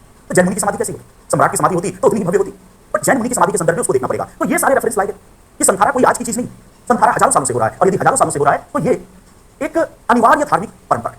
तो जब ये सारे फैक्ट लाए गए तो सुप्रीम कोर्ट ने कहा अच्छा ये है जैनों का अनिवार्य, इसके बिना धार्मिक मुक्ति नहीं मिलेगी, इतने बड़े बड़े लोगों ने संथारा किया, ऐसे बहुत सारे एग्जांपल लाए। तो उस संदर्भ में सुप्रीम कोर्ट ने वैध किया। तो कभी इस बात को लेकर कई लोग कंफ्यूज होते हैं कि हाई कोर्ट ने ऐसा देखो प्रमाण पे चलता है, कई बार अप्रोच भी होता है, बट पर्सपेक्टिव जजों का लगभग ऐसा नहीं, ये भी जज, ये भी जज, ऐसा नहीं कि ये मूर्ख है ये होशियार, बट उसके पास क्या फैक्ट है, इसके पास क्या है। तो कुल मिलाकर स्थिति ये हो गई कि संथारा को अब सही ठहराया गया। तो ये एक चीज ध्यान रखना है कि संथारा का मुद्दा ये है कि संथारा धार्मिक आचरण के तहत वैध है, लेकिन कोई केवल जैनों की, क्योंकि याद रखो अपने ही रिलीजन के अनुसार आचरण की स्वतंत्रता है। तो यदि मैं एक हिंदू के रूप में संथारा करना शुरू करूं तो मुझे रोका जा सकता है, मेंटल हेल्थ केयर के तहत मुझे अरेस्ट करके, और अरेस्ट करने को तो तभी मैं टॉयलेट कर दूंगा, सिर्फ बापू से मुझे बात करवा दे, वो मेरे लिए सबसे दुख करने वाली बात होगी। हो सकता है कि मैं बापू को समझा दूं, तो जो भी हो कि मतलब मेंटल हेल्थ केयर के तहत वो वहां पे ले जाएगा, क्योंकि मैं एक जैन नहीं। पर यदि कोई जैन संथारा करेगा तो आप उसको इंडिया में परमिशन दो। तो इस तरह से 2016 में इसका फाइनल डिसीजन आया, जिसमें सुप्रीम कोर्ट ने परमिशन दी। तो ये पहला मुद्दा है कि संथारा का मुद्दा और आचरण की स्वतंत्रता एक किसी से मिलता जुलता मुद्दा है, उसको भी लिखो। धर्म को मानने की स्वतंत्रता, यही मानने पर एक दूसरा केस है मानने की स्वतंत्रता, और दिवाली में पटाखे चलाने का मुद्दा, दिवाली में पटाखे चलाने का मुद्दा, टू बर्न क्रैकर्स। धर्म को मानने की स्वतंत्रता और दिवाली में पटाखे जलाने का मुद्दा। और दिवाली में पटाखे जलाने का मुद्दा, धर्म को मानने की स्वतंत्रता और दिवाली में पटाखे जलाने का मुद्दा। ये दरअसल एक केस के संदर्भ में ये चीज आई थी और वो था toddlers case. Toddlers case Hindi में भी इसको लिखेंगे टॉडलर्स केस। तो टॉडलर का मतलब होता है छोटे बच्चे। टॉडलर्स केस, टॉडलर का मतलब है छोटे बच्चे। तो टॉडलर्स केस 2014 से ये मामला संबंधित है। और अभी तो मैं देखता हूँ कि दिल्ली में अब काफी स्थिति ठीक हो गई है, लोग काफी जागरूक हो गए हैं। बट दिल्ली में मतलब आपने वो दिवाली नहीं होगी देखी होगी दिल्ली की, जो अपने टाइम पे हमने देखी है 95, 96, 97 में। चाहे मानो कि जो मुखर्जी नगर और ये जो हुआ करता था, तब मतलब 2 कदम नहीं दिखता था दिवाली की पूरे दिन आगे। दिवाली के दिन तो जो होगा होगा, उसके अगले दिन पूरा दिन धुआं होता था, इतने पटाखे चलते थे, इतना ज्यादा लोग चलाते थे। अभी तो काफी अवेयरनेस आ गया है, अभी तो दिख जाता है, अभी भी चलते हैं। तो पहले बहुत ज्यादा पटाखे चलते थे। और टॉडलर्स का मतलब होता है छोटे बच्चे। तो टॉडलर्स कैसे केस कर सकता है, छोटे बच्चे कैसे केस करेंगे? अब फिर देखो कि भारतीय न्यायपालिका अपनी कार्यप्रणाली में स्वतंत्र है। यदि लॉजिक हो तो किसी भी चीज पर, जैसे अरुणा शामबाग वाला याद कीजिए कि किसी थर्ड पर्सन ने किया, तो यहाँ पर जो टॉडलर्स थे उनके अभिभावकों ने सुप्रीम कोर्ट में केस किया, बट उन्होंने कहा कि हमारा केस नहीं, हम भले ही कर रहे हैं लेकिन ये केस हमारा नहीं है, ये हम किसी दूसरे की ओर से कर रहे हैं। और लॉजिक दिया कि भाई वो आ नहीं सकता है, बट उसका हित प्रभावित हो रहा है। कौन नहीं आ सकता है? छोटे बच्चे, टॉडलर्स। तो टॉडलर्स की ओर से दिल्ली में सुप्रीम कोर्ट में अभिभावकों ने कुछ केस किया। देखिए ये क्या मांग की गई, तो मैं लिखवा रहा हूं क्योंकि इस पर एक सवाल भी आया हुआ है, वो भी डिस्कस करेंगे। टॉडलर्स केस में टॉडलर्स केस में टॉडलर्स केस में अभिभावकों ने सर्वोच्च न्यायालय से यह मांग की। अभिभावकों ने सर्वोच्च न्यायालय से यह मांग की अभिभावकों ने सर्वोच्च न्यायालय से यह मांग की कि दिवाली के दौरान रिहायशी इलाकों में, जो रेसिडेंशियल एरिया, यह मांग की कि दिवाली के दौरान रिहायशी इलाकों में पटाखे जलाने पर प्रतिबंध लगाना चाहिए। दिवाली के दौरान रिहायशी इलाकों में पटाखे जलाने पर प्रतिबंध होना चाहिए। दिवाली के दौरान रिहायशी इलाकों में पटाखे जलाने पर प्रतिबंध होना चाहिए, क्योंकि यह अनुच्छेद 21 के तहत जीवन के अधिकार का उल्लंघन करता है। क्योंकि यह अनुच्छेद 21 के तहत जीवन के अधिकार का उल्लंघन करता है। यह अनुच्छेद 21 के तहत जीवन के अधिकार का उल्लंघन करता है और इसका सबसे बुरा प्रभाव छोटे बच्चों पर पड़ता है, टॉडलर्स पर पड़ता है। यह अनुच्छेद 21 के तहत जीवन के अधिकार का उल्लंघन करता है और इसका सबसे बुरा प्रभाव टॉडलर्स पर पड़ता है। तो बड़े तो फिर भी जेल जाते हैं, शहर को, बच्चों पर पड़ता है। इसका सबसे बुरा प्रभाव टॉडलर्स पर पड़ता है। यह भी कहा गया, इसके द्वारा अभिभावकों के द्वारा, याचिकाकर्ताओं के द्वारा यह भी कहा गया कि एमसी मेहता केस, यह भी कहा गया कि एमसी मेहता केस, ये 2002 में हुआ था। एमसी मेहता केस में स्वच्छ पर्यावरण के अधिकार को मौलिक अधिकार घोषित किया जा चुका है। यह भी कहा गया कि एमसी मेहता केस में स्वच्छ पर्यावरण के अधिकार को, एमसी मेहता केस में स्वच्छ पर्यावरण के अधिकार को मौलिक अधिकार घोषित किया जा चुका है। एमसी मेहता केस में स्वच्छ पर्यावरण के अधिकार को मौलिक अधिकार घोषित किया जा चुका है। अतः रिहायशी इलाके में पटाखे जलाने पर प्रतिबंध होना चाहिए। रिहायशी इलाके में पटाखे जलाने पर प्रतिबंध होना चाहिए। रिहायशी इलाके में पटाखे जलाने पर प्रतिबंध होना चाहिए। और फिर देखो 21 के तहत मांग सही है। अगर 21 को देखें तो मांग सही है कि भाई इससे हमारा पर्यावरण, स्वास्थ्य, सभी और जीवन सब प्रभावित हो रहा है। तो इसीलिए डिमांड क्या रखी कि जो रिहायशी इलाके, रेसिडेंशियल एरिया, उसमें पटाखे चलाने पर आप रोक लगा दीजिए। एक अल्टरनेटिव सजेशन भी दिया गया, मतलब अगर लंबा लिखना हो तो उसको भी ऐड कर लेना, मैं समझा देता हूं। तो मुख्य बात ये था कि रेसिडेंशियल में मत, और कहा कि अगर पटाखे जलाना अनिवार्य है तो प्रत्येक शहर में या प्रत्येक जो मुख्य जगह है, भीड़ भाड़ वाली जगह है, उससे कहीं दूर हर शहर के आसपास कोई खाली जगह, कोई मैदान, कोई नदी का किनारा होता ही है। तो दिल्ली से 10 किलोमीटर, 20 किलोमीटर तो कोई ना कोई ऐसी जगह तो होगी, हर शहर के पास होती है। तो कहा गया कि शहर या रिहायशी इलाके से दूर यदि कोई खाली जगह, कोई नदी का किनारा है, मैदान है, तो पटाखे जलाने वाले वहां जाकर पटाखे जला सकते। इसका मतलब किसी को लगे कि नहीं पटाखे जलाए बिना मेरी दिवाली फीकी हो गई, कई लोग ऐसे होते। तो अगर इतना आपको पटाखे चलाने का शौक है तो हमारे घर के आगे, अपने घर के आगे मत जलाओ, जाओ यहाँ से 10 किलोमीटर दूर यमुना किनारे सरकार ने जगह फिक्स कर दिया, तो ताकि जगह फिक्स कर दो बस है। और जो पटाखा वीर है अपने अपने ट्रकों में, अपने अपने हेलीकॉप्टरों में, अपनी अपनी गाड़ियों में पटाखे लाते ले जाए, जितना जलाना है जलाए, एक दूसरे को भी जलाते, हमें कोई फर्क नहीं पड़ता। बात तो सही है, क्योंकि आपकी स्वतंत्रता है, तो आप पटाखे चलाओ, एक दूसरे के मुंह में पटाखे डालो, हमें कोई फर्क नहीं पड़ता। हमारे घर के आगे मत चलाओ। बात बहुत ही लॉजिकल है कि हमारे टॉडलर्स को परेशान मत करो, हमको परेशान मत करो। तो ये डिमांड की गई, डिमांड बहुत अच्छी थी, जिसके तहत रिहायशी इलाके में पटाखे जलाने पर आधार भी अच्छा बनाया। अब देखो सुप्रीम कोर्ट में, ऑफ कोर्स भारत में पटाखा लॉबी बहुत मजबूत है, हजारों लाखों करोड़ का कारोबार है, ये भी सच्चाई। तो बड़ी बड़ी पूंजीपति इन्वॉल्व हैं, फटाफट घर से भी आ गया कि कहीं कोर्ट स्टे न लगा दे तुम, बड़े बड़े वकील आगे, फीस दीजिए, वकील रेडी है, वकील से बड़ी कमी है देश में, तो फीस दीजिए, वकील आपके लिए अच्छा बुरा आतंकवादियों को भी वकील मिल जाते। तो सबका मुकदमा लड़ने के लिए वकील मौजूद है, आपके पास पैसा होना चाहिए। तो बड़ी बड़ी वकील उधर से भी आगे कि नहीं गड़बड़ है, बड़ा वकील आएगा तो संविधान की नहीं व्याख्या होगी, तो उधर से फिर वही आ गया आर्टिकल 25 और उसके साथ साथ आर्टिकल 29 आगे पढ़ेंगे, वो भी आगे 25 तो क्लियर हो रहा है कि धार्मिक आचरण, तो धार्मिक आचरण का अब एक अंग बन चुका है। 2300 सालों से पटाखे चल रहे हैं, तो धार्मिक आचरण का भी एक अंग बन चुका है। और उसके साथ साथ आर्टिकल 29 में संस्कृति का अधिकार, आगे पढ़ेंगे 29 की संस्कृति के संरक्षण। तो कहा कि एक संस्कृति भी बन चुकी है कि दिवाली के अवसर पर लोग पटाखे जो कभी नहीं भी जलाते वो भी दो फुल जगह चला देता है। तो कहा कि ये सब संस्कृति दोनों तरफ से जुड़ा हुई। तो देखिए सुप्रीम कोर्ट ने क्या कहा, क्या पटाखे जलाना परमिटेड है कि नहीं है। तो सुप्रीम कोर्ट का निर्णय देखो, न्यायालय ने यह निर्णय दिया कि दिवाली में, न्यायालय ने यह निर्णय दिया कि दिवाली में पटाखे जलाने पर, न्यायालय ने यह निर्णय दिया कि दिवाली में पटाखे जलाने पर पूरी रोक नहीं लगाई जा सकती। न्यायालय ने यह निर्णय दिया कि दिवाली में पटाखे जलाने पर पूरी रोक नहीं लगाई जा सकती। न्यायालय ने यह निर्णय दिया कि दिवाली में पटाखे जलाने पर पूरी रोक नहीं लगाई जा सकती, क्योंकि अनुच्छेद 25 के तहत, अनुच्छेद 25 के तहत इससे धार्मिक आचरण, क्योंकि अनुच्छेद 25 के तहत प्रदत्त धार्मिक आचरण, ऐसे प्रदत्त शब्द ऐड करो, क्योंकि अनुच्छेद 25 के तहत प्रदत्त धार्मिक आचरण, क्योंकि अनुच्छेद 25 के तहत प्रदत्त धार्मिक आचरण में इससे बाधा आती, धार्मिक आचरण की स्वतंत्रता में इससे बाधा आती। अनुच्छेद 25 के तहत प्रदत्त धार्मिक आचरण की स्वतंत्रता में इससे बाधा आती। और अनुच्छेद 29 अभी 29 विस्तार से आगे पढ़ेंगे। और अनुच्छेद 29 के तहत प्रदत्त और अनुच्छेद 29 के तहत प्रदत्त संस्कृति का अधिकार भी प्रभावित होता है। अनुच्छेद 29 के तहत प्रदत्त संस्कृति का अधिकार भी प्रभावित होता है। तो 100% तो हम रोक नहीं सकते। अनुच्छेद 29 के तहत प्रदत्त संस्कृति का अधिकार प्रभावित होता है, लेकिन फिर उन्होंने कहा रेगुलेट करेंगे, लेकिन न्यायालय ने इस पर सीमा लगाई, उस पर पटाखे चलाने पर। लेकिन न्यायालय ने इस पर सीमाएं लगाई, न्यायालय ने इस पर सीमाएं लगाई और यह निर्धारित किया कि रात में पटाखे नहीं चलाए जा सकते। न्यायालय ने यह निर्धारित किया कि न्यायालय ने इस पर सीमा लगाई और यह निर्धारित किया कि रात में पटाखे नहीं चलाए जा सकते। अब फिर कंफ्यूजन होगा, क्योंकि कानून में हर चीज क्लियर होनी चाहिए। रात का मतलब क्या, तो रात को भी डिफाइन किया कि यहाँ पे रात का मतलब क्या, रात में नहीं चलाए जाएंगे। और रात का मतलब 10 PM to 6 AM। तो अभी ये चीज लागू है। आप कहेंगे नहीं, हमारे घर के बगल में तो 12 बजे चल रहा है, रात में सब कुछ होता है, गुंडागर्दी, लूटपाट, उससे क्या करोगे? बट नियम यही कि 10 PM पे पटाखे बंद हो जाएंगे, क्योंकि एक रेगुलेशन तो 10 PM तक में, उससे कि पॉल्यूशन एक्सवाइजेड भी कम होगा जो भी है, और फिर 6 AM तक नहीं चलेगा, क्योंकि 21 के तहत है। अब ये चीज है तो बहुत अच्छी चीज, व्यक्तिगत रूप से मुझे लगता है कि बहुत अच्छी चीज है। और सच्चाई है कि भारत में धार्मिक स्वतंत्रता बहुत ज्यादा है। मतलब ऐसा लिखना नहीं, बट मुझे ऐसा हमेशा लगता है कि भारत में थोड़ा सा ये कम होना चाहिए। रिलीजन को कुछ ज्यादा ही हमने हर जगह तरजीह दे रखी है कि हर जगह वो जिसको मर्जी हो, तो सड़क घेर के बैठा है, कोई सड़क पे नमाज पढ़ रहा है, तो कोई कांवड़ यात्रा के नाम पे घेर के जहां भी देखिए, और लोग लड़ने के लिए भी उतारू। तो यहाँ 10 PM पे बंद हो जाना चाहिए। बट आप कहेंगे कि क्यों नहीं बंद होता है, पुलिस क्यों नहीं आती? देखो कुछ चीजें सामाजिक, हम केवल थियरी से नहीं समझ सकते। बात अपनी जगह सही है कि पुलिस को बंद करवाना चाहिए। आने में कितने पुलिस वाले, 6, 8, 10 बार। ऐसा थोड़ी है कि वो एक बटालियन पूरी है, फौज है, 6, 8, 10, 12, 15। इलाका कितना बड़ा है? आपको लगता है कि ऐसे मौकों पे प्रभावशाली है, अगर पहुंचेगी और हर जगह पहुंच पाएगी? अगर पहुंच भी जाएगी पुलिस वाला तो 1000 लोगों को कंट्रोल करना है, तो केवल इतना चाहता है कि उपद्रव ना हो, बस उसका ही है। कि किसी तरह दिवाली हम लोग एंजॉय करते हैं, पर पुलिस वाले केवल यही मनाते हैं कि सब शांति से गुजर जाए, हमको कहीं जवाब ना देना पड़े, क्योंकि गोली चलाएगा उसमें भी प्रॉब्लम। ये एक फैक्ट है कि गोली चलाएगा तो हमारा आपके अधिकारों का उल्लंघन हो गया, अंग्रेजी राज आ गया, फला गया। गोली नहीं चलाएगा तो कौन उसकी बात मानता है? तो सच्चाई है कि 1000 लोगों की भीड़ पटाखे चला रही है, वो जाकर ये लेकर आ जाएगा टॉर्चलेस केस का निर्णय दिखा देगा, तो लोग निर्णय को भी आग में झोंक देंगे और उसको भी आग में झोंक देंगे, जो हमारे देश की मानसिकता है। तो इसलिए कई जगह हमें व्यापारी, आगे हम देखेंगे कि जैसे इसी में 25 में सीमाएं आएगा, तो नमाज जो पढ़ी जाती उसके साउंड को लेकर भी कोर्ट का लिमिटेशन, फिक्स्ड डेसिबल की नमाज पढ़ी जाएगी, इससे ज्यादा शोर नहीं होना चाहिए। पर कौन रोकेगा तो धंधा हो जाएगा। तो कई चीजें इस देश में टॉलरेट करनी पड़ती है कि जो है, पर फिर भी संवैधानिक नजरिया है कि दिवाली में पटाखे चलाओ तो कम से कम हम और आप जो उस तरह के उपद्रवी तत्व नहीं, मैं मानता हूं कि आप उपद्रवी तत्वों में शामिल नहीं है, तो हमको संविधान का आदर करना चाहिए। कोई क्या कर रहा है, हमारा पड़ोसी क्या कर रहा है, इससे क्या फर्क पड़ता है? हमें एक जिम्मेदार नागरिक बनना है और हमें अपने बच्चों को, आपको भविष्य में जब बच्चे होंगे तो उनको एक जिम्मेदार नागरिक बनने की प्रेरणा देनी है कि भाई दुनिया क्या कर रही है, उससे जाओ। ऐसे करके एक करके जब जिम्मेदार नागरिक बनेगा, उसकी संख्या ज्यादा होगी, तो उपद्रवी तत्व स्वयं कंट्रोल में आ जाए। तब तक कोई बात है कि चलने दो, इतना बड़ा देश है, तो इस देश में एक तरफ 40 करोड़ जहां पर लोग हैं तो प्रॉब्लम्स तो रहेगी। तो ये हमने देखा धर्म को मानने की स्वतंत्रता, तो उसके तहत ये मुद्दे। अब आते हैं दूसरा, धर्म को याद करिए, आचरण की स्वतंत्रता। एक सेकंड, आचरण, इससे भी एक बड़ा ही इंपॉर्टेंट मुद्दा। तो ये हमने देखा, इसमें दो मुद्दे थे, अभी हेडिंग दो, आचरण की स्वतंत्रता, धर्म के अनुसार आचरण करने की स्वतंत्रता और धर्मांतरण का मुद्दा। यहाँ पर कन्वर्सन की बात की, आचरण की स्वतंत्रता, धर्म के अनुसार आचरण, ऐसा लिखिए, सामान्य आचरण, धर्म के अनुसार आचरण की स्वतंत्रता और धर्मांतरण का मुद्दा, जिसको रिलीजियस कन्वर्सन कहते हैं। धर्मांतरण का मुद्दा, धर्म के अनुसार आचरण की स्वतंत्रता और धर्मांतरण का मुद्दा, the issue of religious conversion. अभी देखो, धर्मांतरण भारत में बहुत विवाद का विषय है।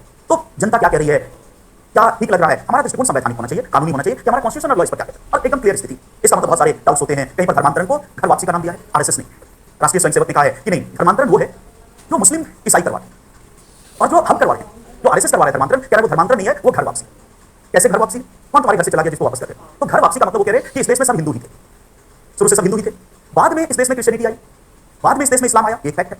तो कह रहे हैं कि उधर से तो बहुत कम लोग आए, कुछ मुसलमान आए, महमूद गजनवी के साथ और बाबर के साथ कुछ आए, पर ज्यादातर जो मुसलमान इस देश के हुए वो हिंदू ही थे, जो कन्वर्ट होकर मुसलमान थे। इसी तरह कुछ अंग्रेज और वो सब क्रिश्चियन आए, पर ज्यादातर जो क्रिश्चियन इस देश में हुए वो हिंदू ही कन्वर्ट होके हुए। तो वही बात है कि कह रहा है हमारा भी कन्वर्ट हो गया, अब हम उसकी नई पीढ़ी को कन्वर्ट करवा, तो घर वापसी। बट ऐसा कोई कानूनी तकनीकी शब्द घर वापसी नहीं है, तो हमें कहना ये भी धर्मांतरण, वो भी धर्मांतरण, आप उसका लॉजिक जो भी दीजिए। तो सवाल उठता है कि धर्मांतरण की भारत में संवैधानिक कानूनी स्थिति क्या है, धर्मांतरण करवाया जा सकता है कानूनी तौर पर, सही है कि नहीं, ये अधिकार है या नहीं है, यदि 100 लोग एक साथ धर्मांतरण कर रहे हैं तो क्या इस प्रकार का सार्वजनिक तौर पर हो सकता है, मतलब क्या मुद्दा। तो इस पर एकदम स्पष्ट स्थिति देखने कोई डाउट नहीं, जानते हैं कि क्या स्थिति है, धर्मांतरण का मुद्दा क्या है। एक केस का रेफरेंस लिखो, father Stanislaus case, father Stanislaus case, father Stanislaus case में यह मांग की गई, देखिए क्या डिमांड उठाया गया। फादर स्टेनिस्लास केस में यह मांग की गई, फादर का मतलब जो ईसाई जैसे अपने बापू होते हैं, वैसे क्रिश्चियनिटी में फादर होते हैं, दोनों हानिकारक बच्चों के लिए। तो जैसे बापू हानिकारक वैसे वो फादर भी हानिकारक है। फादर स्टेनिस्लास केस, इसमें यह मांग की गई, तो इसमें यह मांग की गई कि अनुच्छेद 25, अनुच्छेद 25, अनुच्छेद 25 में वर्णित, अच्छा यहाँ आचरण नहीं, धर्म को मानने, चलो उसको करेंगे अभी, जो मैं लिखवा रहा हूँ लिखिए। अनुच्छेद 25 के अंतर्गत धर्म को मानने, जो थर्ड वाला है उसकी बात है, धर्म को मानने की, अनुच्छेद 25 के तहत धर्म को मानने की स्वतंत्रता, अनुच्छेद 25 के तहत धर्म को मानने की स्वतंत्रता के तहत धर्मांतरण करवाने का अधिकार, धर्मांतरण करवाने का अधिकार भी शामिल है, धर्मांतरण करवाने का अधिकार भी शामिल है। अनुच्छेद 25 के तहत धर्म को मानने की स्वतंत्रता के अंतर्गत धर्मांतरण करवाने का अधिकार भी शामिल है। अतः धर्मांतरण करवाना एक मौलिक अधिकार, फंडामेंटल राइट है। अतः धर्मांतरण करवाना एक मौलिक अधिकार है, फंडामेंटल राइट है। अतः धर्मांतरण करवाना एक मौलिक अधिकार। आइए पहले समझते हैं कि फादर स्टेनिस्लास का तर्क क्या था। अब यहाँ पर थोड़ा सा आपको चेंज करना पड़ेगा, कई बार सोचता कुछ आदमी मुझसे कुछ निकल जाता है, आचरण नहीं। आप हेडिंग दीजिए प्रचार करने की स्वतंत्रता और धर्मांतरण का मुद्दा, तो आचरण को कट करके क्या देना, प्रचार, क्योंकि प्रचार वाला है। तो हेडिंग आपने दिया है ना आचरण की स्वतंत्रता, तो उसमें आचरण को कट कर दो और उसमें लिखो प्रचार करने की स्वतंत्रता और धर्मांतरण का मुद्दा। प्रचार करने की स्वतंत्रता और धर्मांतरण, जो हेडिंग आचरण है उसको कट करके कट दीजिए। हमारे कॉन्स्टिट्यूशन में देखो लिखा हुआ है कि प्रत्येक व्यक्ति को, अगर टेक्निकल बात करें संविधान के शब्दों से चले, भूल जाएंगे उचित अनुचित, ये माने कि यही सब कुछ है। तो उस संविधान में ये लिखा है कि प्रत्येक व्यक्ति को अपने धर्म को मानने, आचरण करने, हर चीज का होता है प्रचार करने की स्वतंत्रता होगी। अब यहां पर थोड़ा सा कंफ्यूजन इस कारण होता है कि हिंदी शब्द प्रचार है, लेकिन अंग्रेजी शब्द प्रोपेगेट, अंग्रेजी शब्द प्रोपेगेट, थोड़ा सा मीनिंग में डिफरेंस हो जाता है। क्योंकि प्रचार का मतलब होता है चुनाव प्रचार, वो वाला संदर्भ में कि हम लेके चिल्ला रहे हैं कि अब की बार फला सरकार, इसको वोट दो, उसको वोट दो, वो चुनाव प्रचार। और प्रोपेगेट थोड़ा सा उससे अलग है, मिलता जुलता अलग है। प्रोपेगेट को यदि हम सटीक हिंदी में कहना चाहे तो इसका सही शब्द होना चाहिए प्रसार। दोनों जनरली एक ही है, बट अगर शब्द की बात करें तो प्रोपेगेट का सही मतलब होता है प्रसार, प्रोपेगेशन, प्रसारित हो रहा है, फैल रहा है। प्रचार का मतलब किसको बोलना, तो यहाँ पर इंग्लिश वर्ड प्रोपेगेट, उसको ट्रांसलेशन प्रचार कर दिया। मैंने पहले भी कहा है कि जब भी कोई विवाद होगा तो कौन सा वर्जन प्रामाणिक है, अंग्रेजी। इसलिए क्योंकि संविधान सभा ने जो संविधान बनाया वो तो अंग्रेजी में, बाद में उसका ट्रांसलेशन तैयार। तो ओरिजिनल हमेशा अंग्रेजी है। उसका रीजन ये कि वहां पंजाब सिंध गुजरात मराठा सब बैठा होता था, तो पंजाब सिंध गुजरात मराठा को सबको हिंदी समझ में नहीं आती थी। तो केरल वाला भी है, तमिलनाडु वाला भी है संविधान सभा में, तो सबको हिंदी समझ में आ रही है, तो उन्होंने अंग्रेजी भाषा चुनी, अंग्रेजी में हमारा संविधान बना। इसीलिए संविधान सभा ने जो शब्द हमें दिया वो प्रोपेगेट है, और इसलिए हम शब्द प्रचार होगा, लेकिन इसकी व्याख्या किसके अकॉर्डिंग करेंगे, प्रसार। क्योंकि यहाँ हिंदी मीडियम की क्लास चल रही है, पर अदालत में जब गिरा हो रहा हो प्रोपेगेट वर्ड को लेकर, फादर स्टेनिस क्लास में हो रहा होगा, तो प्रोपेगेट के संदर्भ में लिया तो हमें भी प्रोपेगेट के संदर्भ में लेना है कि प्रोपेगेट करना फंडामेंटल राइट।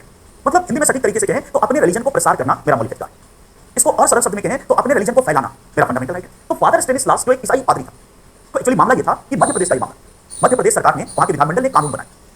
उस कानून में यह लिखा गया कि कोई भी रिलीजियस कन्वर्सन, धर्मांतरण तभी सही माना जाएगा, तभी वैध माना जाएगा, तभी वैलिड माना जाएगा जब जिलाधिकारी, उस जिले के जिलाधिकारी या उसके द्वारा निर्धारित सक्षम पदाधिकारी, जिसको जिलाधिकारी ने डेजिग्नेट किया, तो उस जिले के जिलाधिकारी या उसके द्वारा निर्धारित पदाधिकारी के समक्ष दोनों पक्ष यह स्वीकार करें, करने वाला भी और करवाने वाला भी, कि किसी दबाव से, छल से, लोभ से नहीं हो रहा है, बल्कि ये अंतरात्मा के तहत हो रहा है। और जब जिलाधिकारी के समक्ष दोनों पक्ष कर लेगा तो वो धर्मांतरण वैलिड था। अब देखो ये लॉ क्यों बनाया मध्य प्रदेश सरकार ने उस टाइम, तो रीजन ये था कि उसमें मध्य प्रदेश में छत्तीसगढ़ भी शामिल था, ट्राइबल पॉपुलेशन बहुत ज्यादा, और ये जो ट्राइबल हमारा पॉपुलेशन है वहां पे वो दुर्गम, वो गिरिजन है, पहाड़ों में रहते हैं। हमारी सरकार की विफलता के आजादी के बावजूद भी कि हमारी सरकारें उन तक नहीं पहुंच पाई, शिक्षा, स्वास्थ्य, ये सब लेकर। उसके बदले कौन वहां पे पहुंचा, क्रिश्चियन मिशनरी।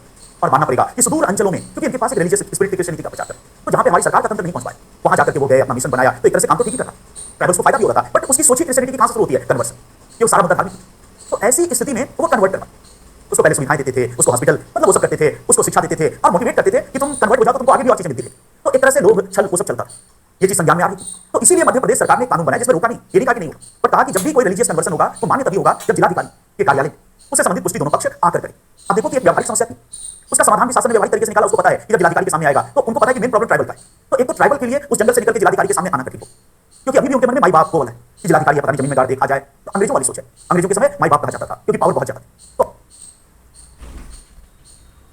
करने वाला भी और करवाने वाला भी कि किसी दबाव से, छल से, लोभ से नहीं हो रहा है, बल्कि ये अंतरात्मा के तहत हो रहा है। और जब जिलाधिकारी के समक्ष दोनों पक्ष कर लेगा तो वो धर्मांतरण वैलिड था। अब देखो ये लॉ क्यों बनाया मध्य प्रदेश सरकार ने उस टाइम, तो रीजन ये था कि उसमें मध्य प्रदेश में छत्तीसगढ़ भी शामिल था, ट्राइबल पॉपुलेशन बहुत ज्यादा, और ये जो ट्राइबल हमारा पॉपुलेशन है वहां पे वो दुर्गम, वो गिरिजन है, पहाड़ों में रहते हैं। हमारी सरकार की विफलता के आजादी के बावजूद भी कि हमारी सरकारें उन तक नहीं पहुंच पाई, शिक्षा, स्वास्थ्य, ये सब लेकर। उसके बदले कौन वहां पे पहुंचा, क्रिश्चियन मिशनरी। और मानना पड़ेगा कि सुदूर अंचलों में, क्योंकि इनके पास एक रिलीजियस स्पिरिट की क्रिश्चियनिटी का प्रचार कर, तो जहां पे हमारी सरकार का तंत्र नहीं पहुंच पाए, वहां जाकर के वो गए, अपना मिशन बनाया, तो एक तरह से काम तो ठीक ही कर रहा, ट्राइबल्स को फायदा भी हो रहा था, बट उसकी सोची क्रिश्चियनिटी की कहां से शुरू होती है, कन्वर्सन, कि वो सारा मुद्दा धार्मिक। तो ऐसी स्थिति में वो कन्वर्ट करना, उसको पहले सुविधाएं देते थे, उसको हॉस्पिटल, मतलब वो सब करते थे, उसको शिक्षा देते थे और मोटिवेट करते थे कि तुम कन्वर्ट हो जाओ तो तुमको आगे भी और चीजें मिलती थी। तो एक तरह से लोभ, छल, वो सब चलता था, ये चीज संज्ञान में आ रही थी। तो इसीलिए मध्य प्रदेश सरकार ने कानून बनाया जिसमें रोका नहीं, ये नहीं कहा कि नहीं होगा, पर कहा कि जब भी कोई रिलीजियस कन्वर्सन होगा तो मान्य तभी होगा जब जिलाधिकारी के कार्यालय उससे संबंधित पुष्टि दोनों पक्ष आकर करें। अब देखो कि एक व्यावहारिक समस्या थी, उसका समाधान भी शासन ने व्यावहारिक तरीके से निकाला। उसको पता है कि जब जिलाधिकारी के सामने आएगा तो उनको पता है कि मेन प्रॉब्लम ट्राइबल का है, तो एक तो ट्राइबल के लिए उस जंगल से निकल के जिलाधिकारी के सामने आना कठिन हो, क्योंकि अभी भी उनके मन में माई बाप को वाला है कि जिलाधिकारी पता नहीं जमीन में गाड़ देखा जाए, तो अंग्रेजों वाली सोच है। अंग्रेजों के समय माई बाप कहा जाता था क्योंकि पावर बहुत ज्यादा, तो हम और आप पढ़े लिखे लोग हैं तो हमें पता है कि जिलाधिकारी नहीं चबाएगा कच्चा, बल्कि वो भी एक मनुष्य है, वो भी कानून की रक्षा है, संविधान है, पर उसको अभी भी लगता है कि जमीन में गाड़ दे, कहीं आसमान में फेंक दे, क्या करे। तो पहली बात की वहां तक ट्राइबल आना नहीं चाहिए, यदि आएगा भी तो ट्राइबल हमारा बुरा फला, और उसको उतनी चीजें पता नहीं है। तो एक बार जब जिलाधिकारी उसे एकदम बढ़िया से पूछेगा कि भाई सही सही बताओ तुम किस लिए कर रहे हो, क्या तुम अंतःकरण से ईसा में विश्वास करते हो या नहीं करते हो, सच बताओ, उसकी हिम्मत जवाब दीजिए। तुरंत बोलेगा नहीं, फादर ने कहा था कि ये वाले स्कूल में एडमिशन मिले, और थोड़ी छानबीन कर सकता है जिलाधिकारी कि अच्छा तुमको ईसा में भरोसा हो गया, बताओ ईसा में कुछ बताओ, ईसा के बारे में उसका उपदेश बताओ। तो ट्राइबल को वास्तविक श्रद्धा होगी तो बताएगा, लेकिन अगर वो पैसे के लिए कर रहा है तो स्थापित हो जाएगा। तो व्यावहारिक समस्या थी, उसका समाधान व्यावहारिक निकाला, इसे कन्वर्सन में बाधा आने सच्चाई है। तब ये फादर साहब है कि इस लॉ को इनवैलिड करवा। अब याद करिए 13+2 ऐसा कोई कानून नहीं बनेगा जो मौलिक अधिकारों को कम या समाप्त करता है, और राज्य नहीं बनाएगा, राज्य में आर्टिकल 12 का राज्य, तो मध्य प्रदेश का विधानमंडल, तो सारा टेक्निकलिटीज आपको पता है। तो फादर साहब वहां पहुंच गए सुप्रीम कोर्ट, जिसके तहत कहा, और उनको पता है कि विधि के द्वारा स्थापित प्रक्रिया, तो केवल एक ही चीज तो करना है कि बुलडोजर से टकरा दे। तो भारत में आपको किसी चीज को रद्द करवाना है तो एक ही काम करवाना है कि संविधान को बुलडोजर से उसको टकरा दो, उसके बाद वो चीज भारत में खत्म हो जाए। उचित अनुचित XYZ सब संविधान है, तो वो यही प्रयास कर रहा है कि इसको किसी तरह कॉन्स्टिट्यूशन से टकरा दे। तो अब किसका सहारा ले रहा है, प्रोपेगेट। फादर कह रहा है कि प्रोपेगेट फंडामेंटल राइट है, और यदि प्रोपेगेट फंडामेंटल राइट है तो मेरा रिलीजन कैसे प्रोपेगेट होगा। भाई मैं अगर एक हिंदू हूं और मैं अपने रिलीजन को प्रोपेगेट करना चाहता हूं, तो कोई गैर हिंदू, मतलब कोई मुसलमान, कोई ईसाई, कोई सिख हिंदू बन जाए तो मेरा रिलीजन प्रोपेगेट होगा। इस तरह क्रिश्चियनिटी कैसे प्रोपेगेट होगा, पहले का कैसे कि जब कोई हिंदू, मुस्लिम, सिख, क्रिश्चियन बन जाए, इस्लाम का तो प्रोपेगेशन में कहा कि प्रोपेगेशन में अंतर्निहित है कि बिना धर्मांतरण के प्रोपेगेशन हो ही नहीं सकता, क्योंकि प्रोपेगेट है, इसलिए हमने कहा प्रचार अलग चीज है, प्रचार का मतलब बोलना चलना, और यहाँ प्रोपेगेट वर्ड है, प्रोपेगेट का मतलब फैलाना है। तो मेरा रिलीजन तभी फैलेगा जब कोई दूसरा व्यक्ति मेरे रिलीजन को अपनाए। तकनीकी शब्दों में कहे तो कोई व्यक्ति धर्मांतरण करेगा। तो यही तर्क लेते हुए कहा कि धर्मांतरण करवाना मौलिक अधिकार, करवाना भी मौलिक अधिकार है, क्योंकि फैलाना मौलिक अधिकार। अब यदि धर्मांतरण करवाना फादर का मौलिक अधिकार, तो ऐसी स्थिति में मध्य प्रदेश शासन का वो कानून इसमें बाधा डालता है। ये तर्क बनाया गया कि जो मध्य प्रदेश सरकार ने कानून बनाया फंडामेंटल राइट के एक्सरसाइज में अनावश्यक ब्यूरोक्रेटिक एक नौकरशाही वाला आयाम जोड़ देता है कि जहां दो व्यक्ति अपना काम कर रहे हैं, धर्मांतरित हो रहा है, दूसरा बीच में जिलाधिकारी को घसीट लाता है। तो यहां पर देखो कि आर्टिकल 13 क्लॉज 2 क्या कहता है कि समाप्त करता है या कम करता है। इसका मतलब उसमें बाधा भी अगर कोई लॉ डालता है, मेरे फंडामेंटल राइट में कोई बाधा भी डालता है तो वो लॉ भी गलत माना जाए। तो कहा कि ये लॉ बाधा डालता है, अब धर्मांतरण की प्रक्रिया को ये करता है। तो पूरा मुद्दा आपने समझा कि कैसे इसमें धर्मांतरण, देखिए सुप्रीम कोर्ट ने क्या कहा, उसमें एकदम क्लियर हो गया कि धर्मांतरण करवाना मौलिक अधिकार है या नहीं है। तो आगे देखो कोर्ट का निर्णय, न्यायालय के अनुसार धर्मांतरण करवाने का अधिकार, न्यायालय के अनुसार धर्मांतरण करवाने का अधिकार मौलिक अधिकार नहीं है। न्यायालय के अनुसार धर्मांतरण करवाने का अधिकार मौलिक अधिकार नहीं है, धर्मांतरण करवाने का अधिकार मौलिक अधिकार नहीं है। लेकिन यदि कोई व्यक्ति, धर्मांतरण करवाने का अधिकार मौलिक अधिकार नहीं है, लेकिन यदि कोई व्यक्ति स्वेच्छा से धर्मांतरण करना चाहता है, यदि कोई व्यक्ति स्वेच्छा से धर्मांतरण करना चाहता है, यदि कोई व्यक्ति स्वेच्छा से धर्मांतरण करना चाहता है तो यह उसका मौलिक अधिकार है। न्यायालय के अनुसार धर्मांतरण करवाने का अधिकार मौलिक अधिकार नहीं है, लेकिन यदि कोई व्यक्ति स्वेच्छा से धर्मांतरण करना चाहता है तो यह उसका मौलिक अधिकार है। एक लाइन और लिखो, छल से, छल का मतलब फ्रॉड, छल से, आगे की लाइन लिखो, छल से, बल से, बल का मतलब फोर्स, छल से, बल से या लोभ से, ग्रीड, लालच देकर, छल से, बल से या लोभ से किया गया धर्मांतरण अवैध होगा।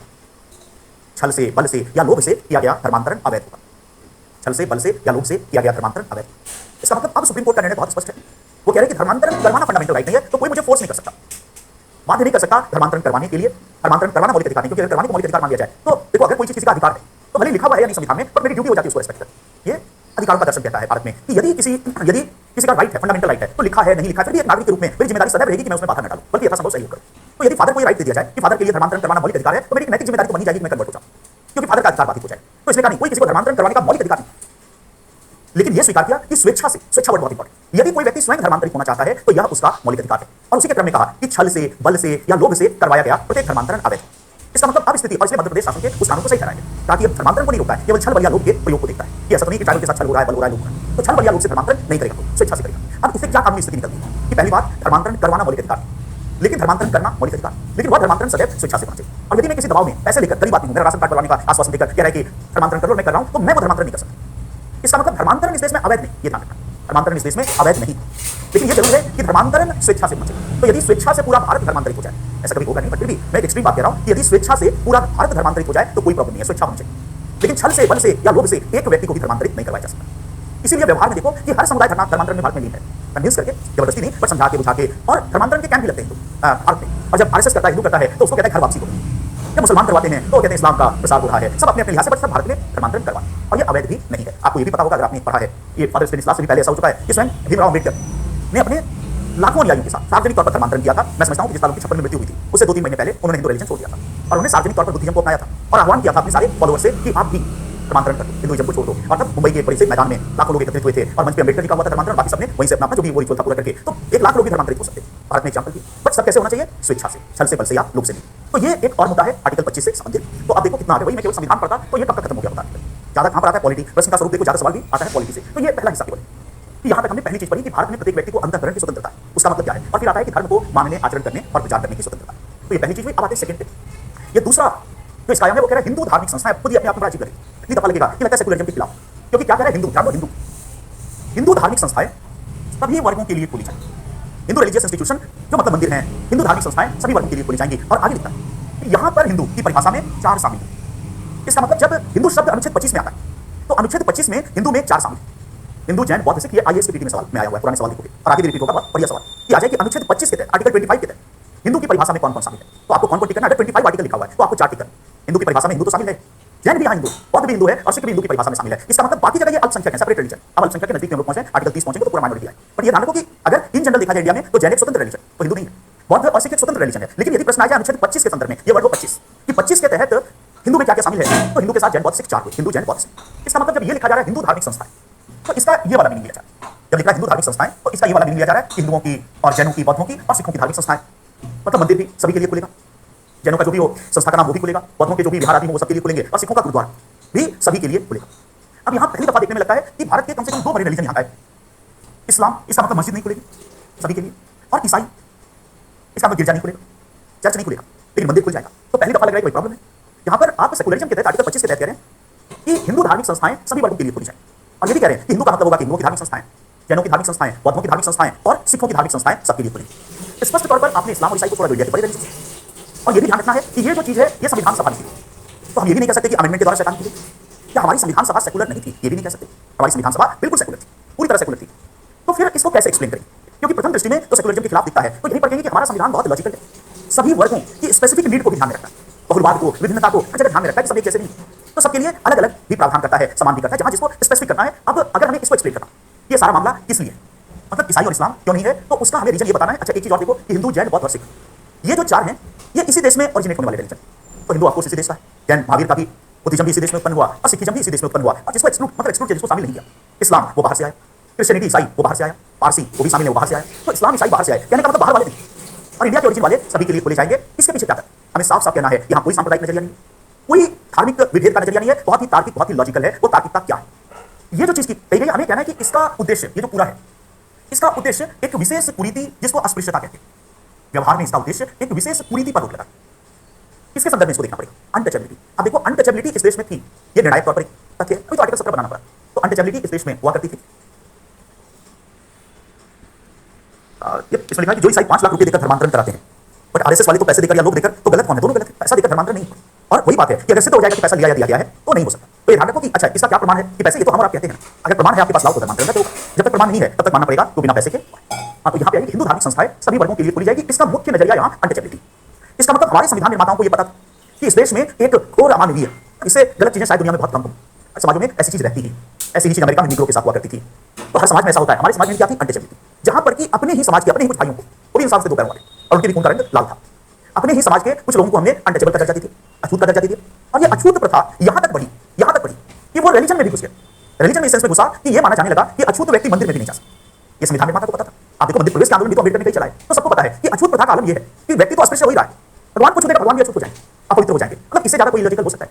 भगवान को पतित पावन माने जाए, जो अहल्या को पत्थर से इंसान बना दे वो भगवान है, जो सबरी का चखा हुआ जूठा बेर और वो जानबूझकर खा ले कि उसका दिल ना दुखे, उसका अनादर ना हो, उस भोली बुढ़िया को ये ना लगे कि मतलब ये है तो राम खा ले, तो वो भगवान है। सच्चाई है तो भगवान एक पारस पत्थर, पतित पावन कहते हैं कि गलत से गलत व्यक्ति भी जाएगा तो उसको संपर्क में शुद्ध हो जाएगा। पर यहाँ आपने क्या किया कि वो पारस पत्थर भी अपवित्र हो जाए, इलॉजिकल है। और यदि भगवान अपवित्र होता है तो मैं समझता हूं ऐसे भगवान को छोड़ देना चाहिए, तब ऐसे भगवान की कोई जरूरत नहीं है। तो पुरोहित जी के लिए कि पुरोहित जी ये भगवान तुम संभालो, अब अपना दूसरा भगवान पूछते। ये मंदिर में ये जो है अगर आपको ऐसा लगता है तो हम एक दूसरा अपना बनाएंगे, दिल में हम भगवान को रखें। तो कहने का मतलब घोर इलॉजिकल, घोर आकार की चीज, भगवान कैसे अपवित्र होंगे? पर भारत में होते थे। ऐसी स्थिति में हमारे संविधान निर्माताओं को पता था कि हिंदुइज्म में ये डेवलप हुआ, होते होते वही चीज जैनिज्म में भी घुसी, बुद्धिज्म में भी गई और सिखिज्म में भी गई। क्योंकि ये ध्यान रखना कि ये जो रिलीजन है ये इंडिया में ओरिजिनेट हुई, और कौन व्यक्ति जैन बना? कोई बाहर से आने वाला जैन थोड़ी बना। इसी देश के जो हिंदू थे वही तो जैन बने। जैन ऐसा नहीं थी कि महावीर अपने साथ स्वर्ग से कुछ लोग को लेकर आए, सब इसी देश वाले कन्वर्ट हो गए। तो कुछ हिंदू जैन बन गए, कुछ हिंदू बौद्ध बन गए, आगे चलकर नानक देव जी ने आंदोलन चलाया तो कुछ हिंदू सिख बन गए, वो स्वर्ग से आए हुए लोग नहीं थे। तो जब हमारे समाज का आदमी डर गया तो यहां से कुरीतियां भी लेकर गई। और सच्चाई ये है कि किसी ना किसी रूप में यहां पर भी ये चीज पहुंच जाती है। इसलिए देखो अभी जो यहाँ पे ये कौन सा आपका सिंधु बॉर्डर पे जो हिंदुओं ने कांड किया, तो वो एक अनुसूचित जाति का व्यक्ति था, क्या नाम था? लखबीर सिंह। बस पंजाब में सिखों की संख्या सबसे ज्यादा है, और वे पंजाब में सिखों की भी संख्या सबसे ज्यादा है और अनुसूचित जाति की भी संख्या सबसे ज्यादा है, और सिख बहुत सारे अनुसूचित जाति, पंजाब में सिख अनुसूचित जाति। तो इसका मतलब सोचिए कि प्रॉब्लम है तभी तो, इसका मतलब इन जगहों पर भी वो हो गया धीरे धीरे। अब आते हैं ईसाई और इस्लाम। यहां देखो कि ईसाई और इस्लाम में अनटचेबिलिटी जैसी चीज नहीं थी। हालांकि भारत के इस्लाम को आप देखेंगे तो इससे पता चलता है कि कोई रिलीजन भी कैसे समाज से प्रभावित होता है, कोई रिलीजन भी कैसे। मुझे समझ में नहीं आता है, थोड़ा लॉजिकल होइए कि अगर भारत में धर्मांतरण करवाना वैध नहीं है, वैध है, तो डॉक्टर जाकिर नाइक को 5 साल के लिए बैन क्यों किया गया? इसलिए नहीं किया कि डॉक्टर जाकिर नाइक धर्मांतरण करवा है, टेररिज्म, छल बल वो वाले आया, वरना ऐसे गिरोह जाकिर नाइक है जो कर रहे हैं। तो न्यूज़ को ठीक से करो और चलती गाड़ी को ऐसे डीजल मल्टीपल यूनिट मत बनाओ, ये रुक जाए। तो बहुत लॉजिकल है कि जाकिर नाइक को इसलिए बैन नहीं किया कि वो धर्मांतरण करवा है इस्लाम का प्रसार, ऐसे तो हजारों लोग कर रहे हैं। उसमें ये देखा गया कि विदेशी फंडिंग है, सेपरेटिज्म है, टेररिज्म है, तो उन आयोगों पे बैन किया। अदरवाइज कोई व्यक्ति केवल धर्मांतरण करवाए तो नहीं, क्योंकि गंभीर चर्चा के बाद कुछ और गंभीर बातें आ जाती हैं। हाँ, कहाँ पे मैं था बताओ? सिख पे मैं था, इस्लाम पे देखो चर्चा, गाड़ी रुक जाती है तो उसको स्पीड पकड़ने में टाइम लगता है। आपको समझना पड़ेगा कि आप राजधानी तेजस एक्सप्रेस का आनंद ले रहे हैं तो उसको एक पैसेंजर गाड़ी बना दोगे तो तुम्हें को नुकसान होगा। ईसाई और इस्लाम की बात करें तो ईसाई और इस्लाम में उस लेवल की अनटचेबिलिटी नहीं है, उस लेवल की अनटचेबिलिटी नहीं है। मंदिर में कोई भी मस्जिद में कोई भी मुस्लिम जा सकता और गिरजे में कोई भी ईसाई जा सकता, वहां पे रोक उस लेवल की अनटचेबिलिटी नहीं। फिर भी मैं कह रहा हूं कि देखो इस्लाम मूलतः समतावादी, इगैलिटेरियन, लेकिन भारत में इस्लाम में भी जाति, ये होता है समाज का प्रभाव। जब आप ओबीसी की लिस्ट देखोगे तो मुसलमानों में भी कुछ ऐसा है जो ओबीसी में शामिल है। तो अब देखिए इस्लाम अपने मूल चरित्र में जो विकसित हुआ वो जाति विरोधी है, समतावादी, और जाति का कांसेप्ट नहीं है, वो तो उधर अरब से आया, अरब में कास्ट होता ही नहीं था। लेकिन इंडिया में असराफ, अजलाफ ऐसे कई इस्लाम में भी कास्ट किया, तो ये समाज का प्रभाव। फिर भी अनटचेबिलिटी तक बात नहीं पहुंची, बट इधर अनटचेबिलिटी तक पहुंच गई। तो हमें यही उत्तर देना कि ये जो चीज है इसका उद्देश्य अस्पृश्यता को रोकना, और चूंकि ये इन्हीं चार जगहों पर क्लियरली विजिबल है, तो इसीलिए इन्हीं चार को रखा।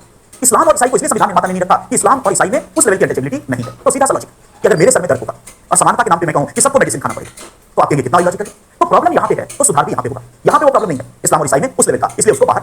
तो यही एक्सप्लेनेशन हमें देना है, आपको किसी बहकावे में नहीं आना है, किसी व्हाट्सएप के पोस्ट को नहीं पढ़ना है, इसको लेकर के और पढ़ करके दे देना कि संविधान सभा को कितनी घटिया थी, बेकार थी, कितना बेकार किया, हिंदुओं के साथ भेदभाव किया, इसलिए ऐसे पोस्ट आते हैं। तो आपको कहना नहीं, उसके मूल में ये बात है। तो ये अब सेकंड हमने देखा कि धार्मिक संस्थाएं सभी वर्गों के लिए खोली जाएगी, इसका मतलब अनटचेबिलिटी के संदर्भ में या अनटचेबिलिटी जैसी चीज नहीं होगी। तो पहला और दूसरा। अब आती तीसरी चीज और भी यूनिक है, सिखों को कृपाण रखने का मौलिक अधिकार। अब देखिए जो निहंग वाला मामला, इसके बाद में उसने सोची रहा, एक बात मेरे दिमाग में आ रही थी कि रिलीजियस फ्रीडम इंडिया में बहुत ज्यादा है, ये चीजों को रोकना पड़ेगा। कोई कृपाण लेकर नहीं घूम सकता, चाहे निहंग हो, चाहे अभंग हो, चाहे जो भी हो, कोई कृपाण लेकर। बट है निहंग सिख है और वो कृपाण लेकर, तो आपने देखा कृपाण से हाथ काट दिया, कृपाण से पैर काट दिया, केवल इसलिए कि उनके ग्रंथ की, उनके अनुसार उनके ग्रंथ साहिब की बेअदबी हुई, वो जो उनका धर्म ग्रंथ है। तो मतलब इससे खराब क्या हो सकता है। बट यहाँ पर देखो लिखा हुआ कि सिखों को कृपाण रखने का अधिकार है। फिर यहाँ पर वो बात आएगी प्रथम दृष्टया कि भाई बाकियों को नहीं है, हिंदुओं को नहीं है, मुसलमानों को नहीं है, सिखों के लिए फंडामेंटल राइट। तो इमेजिन करिए कि मुखर्जी नगर में एक कमरे में दो दोस्त रहते हैं, एक निहंग है, हालांकि निहंग के साथ मुझे नहीं लगता कि अब कोई रह पाएगा। जब से वो घटना हुई कि सबको डर गया कहीं सोते में काट डाले, उसको लगे कि नहीं गुरु ग्रंथ साहिब की बेअदबी। फिर भी जस्ट फॉर एग्जांपल कि निहंग नहीं एक सामान्य सिख है, तो सभी सिखों को निहंग को एक सिख है और एक हिंदू मुस्लिम कोई भी है, अदर रिलीजन का, दोनों दोस्त रहते हैं। तो अब ये जो सिख है उसको आर्टिकल 25 कहते हैं कृपाण, और कृपाण का मतलब कटार, जिस लेवल का कटार, इतनी बड़ी तलवार है वो, कृपाण रखना मौलिक अधिकार। तो इसलिए आप देखते हैं कि सरदार जी अपना तलवार बांध के भी कई बार निकल जाते हैं, कई लोग नहीं भी जाते, बट सबका राइट है कि अपना तलवार बांधो और निकल पड़ो। तो कहने का मतलब कि जो सिख दोस्त है उसने अपनी निहंगों वाली छवि धारण की, पूरा सब लगाया और ऊपर से कृपाण भी लगा लिया और निकल पड़ा मुखर्जी नगर में। और पीछे पीछे हिंदू दोस्त जा रहा है, तो जहां देखा सब लोग खाली करते हैं, निहंग वाली घटना के बाद सब डरे हुए। तो जैसे भीड़ में जाते हैं सरदार जी सब भाग जाते हैं लोग कि पता नहीं क्या हो। तो कहने का मतलब कि वो है। अब इससे जो हिंदू दोस्त है उसको भी बड़ा आनंद आता है कि असली मजा तो ये जहां पहुंचे वहां भीड़ खाली, कोविड के पेशेंट को देख के आदमी ऐसे निकाल कर, जैसे इनको देख के भाग रहा है, ये गरिमापूर्ण जीवन, ये हर आदमी में भाग। अब ये क्या करता है, ये भी घर आया, इसने भी एक कटार बांध दी कृपाण, निहंग साहब का ये कृपाण रखा हुआ था, बांध दिया, निकल पड़ा। जैसे आगे पहुंचा पुलिस अधिकारी ने निहंग साहब को जाने दिया कि आप जाइए, सब कोई बात नहीं, कटार है, ठीक है, बहुत बढ़िया, आपकी कटार तो बहुत सुंदर दिख रही है, और इसको पकड़ लिया। कटार बांध के क्यों घूम रहे? इंडिया में पहला लॉजिक यही होता है कि वो कर रहा है, इंडिया का पहला लॉजिक ये है। हम गलत हैं, ये लोग नहीं कहते वो कर रहा है कि नहीं, भाई वो क्या कर रहा है, मारो, तुम क्यों कर रहे हो, है कि नहीं? इंडिया का पहला लॉजिक, वो भी तो कर रहा है, उसने रेड लाइट जंप किया, उसने ये किया, तो उसने क्या किया उस पे छोड़ो, तुमने क्यों किया, और आदमी अपनी जिम्मेदारी ले। तो यहाँ पे तर्क दिया कि वो भी घूम रहा है, तो जब कहेगा वो भी घूम रहा है तो पुलिस वाला कहेगा कि वो एक सिख है, और तब कहेगा कि शायद तुम्हारे पॉलिटी के शिक्षक ने अनुच्छेद 25 को ठीक से नहीं पढ़ाया है, तब कहेगा कि नहीं अभी अनुच्छेद 25 तक बात पहुंची नहीं है। क्या करेगा बेचारा, इज्जत बचाएगा कि अनुच्छेद 25 तक अभी बात पहुंची नहीं है, 25 आएगा तो कहेगा कि अनुच्छेद 25 पढ़ाया होता तो तुमको ये बताता कि सिखों का फंडामेंटल राइट है, उसको नहीं रोक सकते, विशेष परिस्थिति में उसको भी रोक सकते, वो देखेंगे तब वही कानून व्यवस्था हो सकता, पर हम सामान्यतः उसको नहीं रोक सकते, उसका फंडामेंटल राइट है, तुम्हारा फंडामेंटल राइट नहीं। अच्छा इसलिए इसमें आर्म्स एक्ट लागू, शस्त्र कानून लागू। शस्त्र कानून शस्त्र रखने पर, बिना लाइसेंस के शस्त्र रखने पर मना नहीं करता है। और ध्यान रखो कि जनरली हम इसका बंदूक पर वो सब समझते हैं, बस उसमें कटारे के साथ, वही कटारे भी लकड़ी है तो परमिशन लेना, उसका भी निर्माण करना है तो परमिशन लेना होगा, लाइसेंस। छोटे चाकू छुरे वो सब सभी वाले रख सकते हैं, उसके लिए लाइसेंस नहीं चाहिए। आप कहेंगे नहीं होते तो हैं, तो इंडिया में अगर जुगाड़ है तो राफेल भी रख लो, कोई नहीं रोकता, सीधी सी बात, जुगाड़ है। तो जुगाड़ पे मैं नहीं आता, मैं आता हूं संविधान पे। तो संविधान के तहत बड़ी कटारे रखना भी आर्म्स एक्ट, जो संसद का आर्म्स एक्ट है उसके तहत बड़ी कटारे भी रखना गलत है। इसलिए तो कई बार अखबार में खबर छपती है कि अवैध तलवारों का जखीरा बरामद, तो आप बना भी नहीं सकते बिना लाइसेंस के, क्योंकि उससे भी लॉ एंड ऑर्डर डिस्टर्ब हो। तो अब यहाँ पे ये जो साहब है ये गए, इनको रोकिए, तब कहेगा कि नहीं उसका तो फंडामेंटल राइट है। बट ये सवाल तो उठेगा कि हमारे संविधान निर्माता ने केवल सिखों को सुविधा दी और हिंदुओं को या अन्यों को क्यों नहीं दी। अब किसी कट्टर व्यक्ति से मिलेगा तो कहेगा देख लो संविधान कितना बड़ा हिंदू के खिलाफ है, ये लाइन कहेगा संविधान निर्माता ने मीडिया में किया, पर सच्चाई वो नहीं है, एग्जाम में वो लॉजिक नहीं चलेगा। इसका भी बहुत ठोस लॉजिक, और समझिए क्या है कि सिखों को क्यों कृपाण रखना एक फंडामेंटल राइट है। उसका रीजन है कि सिखों में धार्मिक आचरण के तहत इसको मान्यता दी गई है, इसको साथ साथ लिख लेना है ताकि कभी एग्जाम में कहीं भी होता है तो क्या एक्सप्लेन सके। तो सिखों ने इसको धार्मिक आचरण से जोड़ा है, इसको कृपाण से कैसे। जब हम सिखिज्म की बात करते हैं तो सिखिज्म में एक कॉन्सेप्ट आता है पंचकक्के, सिख रिलीजन में एक कॉन्सेप्ट आता है पंचकक्के। तो अब आप समझिए कि निहंग क्यों कटार लेके वहां पे बैठा हुआ है, बाकी नहीं बैठे, सार्वजनिक तौर पर बैठा हुआ है, उसको कोई पुलिस वाला नहीं रोकता। उसका रीजन संविधान का अनुच्छेद 25 है और 25 के केंद्र में क्या है। तो सिखों के धार्मिक आचरण में एक कॉन्सेप्ट आता है पंचकक्के। पंच का मतलब 5, गुरुमुखी में 5, और कक्के का मतलब क से शुरू होने वाली चीजें, क। तो क से शुरू होने वाली चीजें और 5 चीजें प्रत्येक सिख के लिए अनिवार्य धार्मिक आचरण माना जाता है, जो गुरु गोविंद सिंह और इसे गुरुओं के समय से चला है। क्योंकि अब देखो सिखिज्म एक लड़ाकू रिलीजन है, अगर रिलीजन की उत्पत्ति अलग अलग संदर्भ में हुई है। तो हमारा जैन और बौद्ध जो आया वो जो हमारे ब्राह्मणिकल ऑर्डर में वो सब चीजें हो रही थी, बलि प्रथा, तो उसको रिएक्ट किया। बट सिखिज्म आता है मुगल काल, यहाँ पर एक अलग किस्म का रिलीजन आता है जो जुझारू वाला रिलीजन है। यहाँ कुछ अलग मामला है कि धर्मांतरण हो रहा है, विदेशी वो रिलीजन का मामला है। तो इसलिए ऑफकोर्स ऐसा रिलीजन जुझारू होगा। इसलिए देखिए सिखिज्म में गुरुओं की परंपरा है। अब जो हिंदू गुरु है साथों से अलग गुरु है, गुरु तलवार भी रखते हैं, कृपाण भी रखते हैं, तो युद्ध भी करते हैं। एक इनका है कि कहना कि बाज लड़ाऊं कैसे, हाँ वही है कि किसी में कबूतर से मैं बाज लड़ाऊं, कुछ ऐसा है, वो गुरु ने कहा है, तो गुरु अलग कॉन्टेक्स्ट में। तो इसीलिए आपको जो पंचकक्के का जो कॉन्सेप्ट है वो कहता है कि क से संबंधित 5 चीजें प्रत्येक सिख के लिए अनिवार्य है। क्या क्या? तो सबसे पहले कहना है प्रत्येक सिख को केश रखना चाहिए, क से केश। इसलिए आप देखते हैं कि जुल्फें लहराती है, लहरा लूं, जुल्फें कहना उसको जुल्फों का अपमान होगा, फिर भी जो भी है तो केस है क से। दूसरा है कंघा, ये भी क से शुरू हो रहा है, तो बहुत ही उचित है कि केस होगा तो कंघा चाहिए चाहिए, वरना जुल्फें बिखर जाएंगे। तो पहला क केस है, दूसरा है कंघा, कंघा भी रखना पड़ेगा। तीसरा है कड़ा, कड़ा का मतलब होता है बैंगल, अंग्रेजी में कहते हैं। ये हो गया हेयर, ये हो गया कॉम, और ये हो गया बैंगल, कड़ा। क से कड़ा, कड़ा का मतलब जो आप पहनते हैं ना, कड़ा टाइप से आपने देखा होगा, तो वो भी प्रत्येक सिख के लिए धार्मिक आचरण में अनिवार्य है। चौथा है क से कच्छा। अब मैं नहीं कह रहा हूँ ये सिखों का है तो मुझे बता रहा हूँ, ऐसा नहीं बात जाके कहना कि सर ने बोला कि अनिवार्य है, तो मैं इस तरह की बातें करता हूँ, बट जो भी हो सिखिज्म में है। तो क से कच्छा प्रत्येक सिख के लिए ये भी अनिवार्य है। और 5वां है कृपाण, कृपाण ये है पंचकर्मा। और ये प्रत्येक सिख के लिए धार्मिक आचरण विधान के तहत एक मानी चीज है, ये सबको ये रखना चाहिए। अब यहाँ पर देखिए कि इन पांचों को फिर आप कहेंगे क्यों नहीं इंक्लूड किया अनुच्छेद 25 में? पांचों को इसलिए इंक्लूड नहीं किया कि संविधान निर्माता को पता है कि इन चारों को नियंत्रित करने वाला कानून राज्य नहीं बनाएगा, उसकी जरूरत ही नहीं पड़ेगी। भाई सभी लोग केस रख लें, इससे राज्य को क्या प्रॉब्लम होगी? तो इलॉजिकल है कि राज्य केस को लेकर कानून बनाएगा, सभी लोग कंधा लेकर घूमे, तो इससे राज्य को क्या प्रॉब्लम होगी? अब ये जरूर है कि अमित शाह नहीं घूमेंगे, राजनाथ सिंह नहीं, क्योंकि वो देश सौभाग्यशाली थी। मेरा भी आधा हो चुका है, तो उम्मीद करता हूँ कि 5 साल के बाद जब भी मैं आऊंगा तो मेरे लिए खर्चा कम हो जाएगा कंधा वाला। अच्छा, मैं हमेशा एक बात कहता हूँ कि अगर राजनाथ सिंह, अब बात आ गई है गंजों की, तो सुन लो कि अगर राजनाथ सिंह और अमित शाह जब आईने के सामने खड़े होते होंगे, कौन सा गाना गाते होंगे? मुझे तो लगता है एक ही गाना गाते होंगे कि मेरा चांद मुझे आया है नजर। तो जो भी हो, तो ये बड़े सौभाग्यशाली लोग हैं कि इनको एक खर्च कम है और वो खर्च है कंधे का। तो केस रखे, सभी लोग कंधा भी रखे, कोई प्रॉब्लम नहीं। सभी व्यक्ति कड़ा भी पहन के घूमे तो क्या प्रॉब्लम? कोई प्रॉब्लम नहीं। ये वाला तो होना ही चाहिए सबको, नहीं होने से प्रॉब्लम हो जाएगा। तो कहने का मतलब सभी कच्छा भी पहने तभी कोई प्रॉब्लम नहीं है। लेकिन प्रॉब्लम यहाँ से संविधान निर्माता को पता है कि अगर हर व्यक्ति कृपाण लेकर घूमेगा तो वो समस्या, और उनको पता था कि राज्य भविष्य में आर्म्स एक्ट बना सकता है, बनाना ही चाहिए। तो ऐसी स्थिति में उन्होंने इस चार को नहीं लिया, केवल कृपाण को लिया, और यही से बन गया कि कृपाण रखना सिखों का मौलिक अधिकार है। अब उसी का आपने दुष्परिणाम देखा, अगर वहां पे शायद कृपाण नहीं होती तो फिर मारपीट एक्सवाइजेड होती, बट लातों से घूसों से मारना फिर भी कठिन होता है, उसमें बचने की संभावना हो सकता है 50% होती, और कृपाण वाला मामला था वो गलत था कि लास्ट में हाथ भी काट दिया, पैर भी काट दिया, खून बह गया, खत्म हो गया। तो अब देखो धार्मिक स्वतंत्रता का एक दुष्परिणाम यहाँ पे दिखा, बट फिर भी हमें यही एक्सप्लेनेशन देना है कि ऐसा नहीं है कि सिखों से उनको विशेष लगाव था, बट फिर भी उनके तहत तो किसी को भी लगेगा कि थोड़ी ज्यादा स्वतंत्रता हमारे संविधान निर्माता ने यहाँ भी कम से कम इस संदर्भ में अब इसको कर्टेल करने की बहुत जरूरत है। ये हमारा मानना है कि आप इसको जरूर कम करें, क्योंकि ये वाला आया मतलब किसी को कृपाण लेकर घूमने का इस देश में अधिकार नहीं होना चाहिए। आप केस पढ़ाइए, वो सब राइट है, कृपाण लेकर घूमना, क्योंकि वो किसी के जीवन को खिलवाड़ कर सकता है, बट फिर भी अभी है।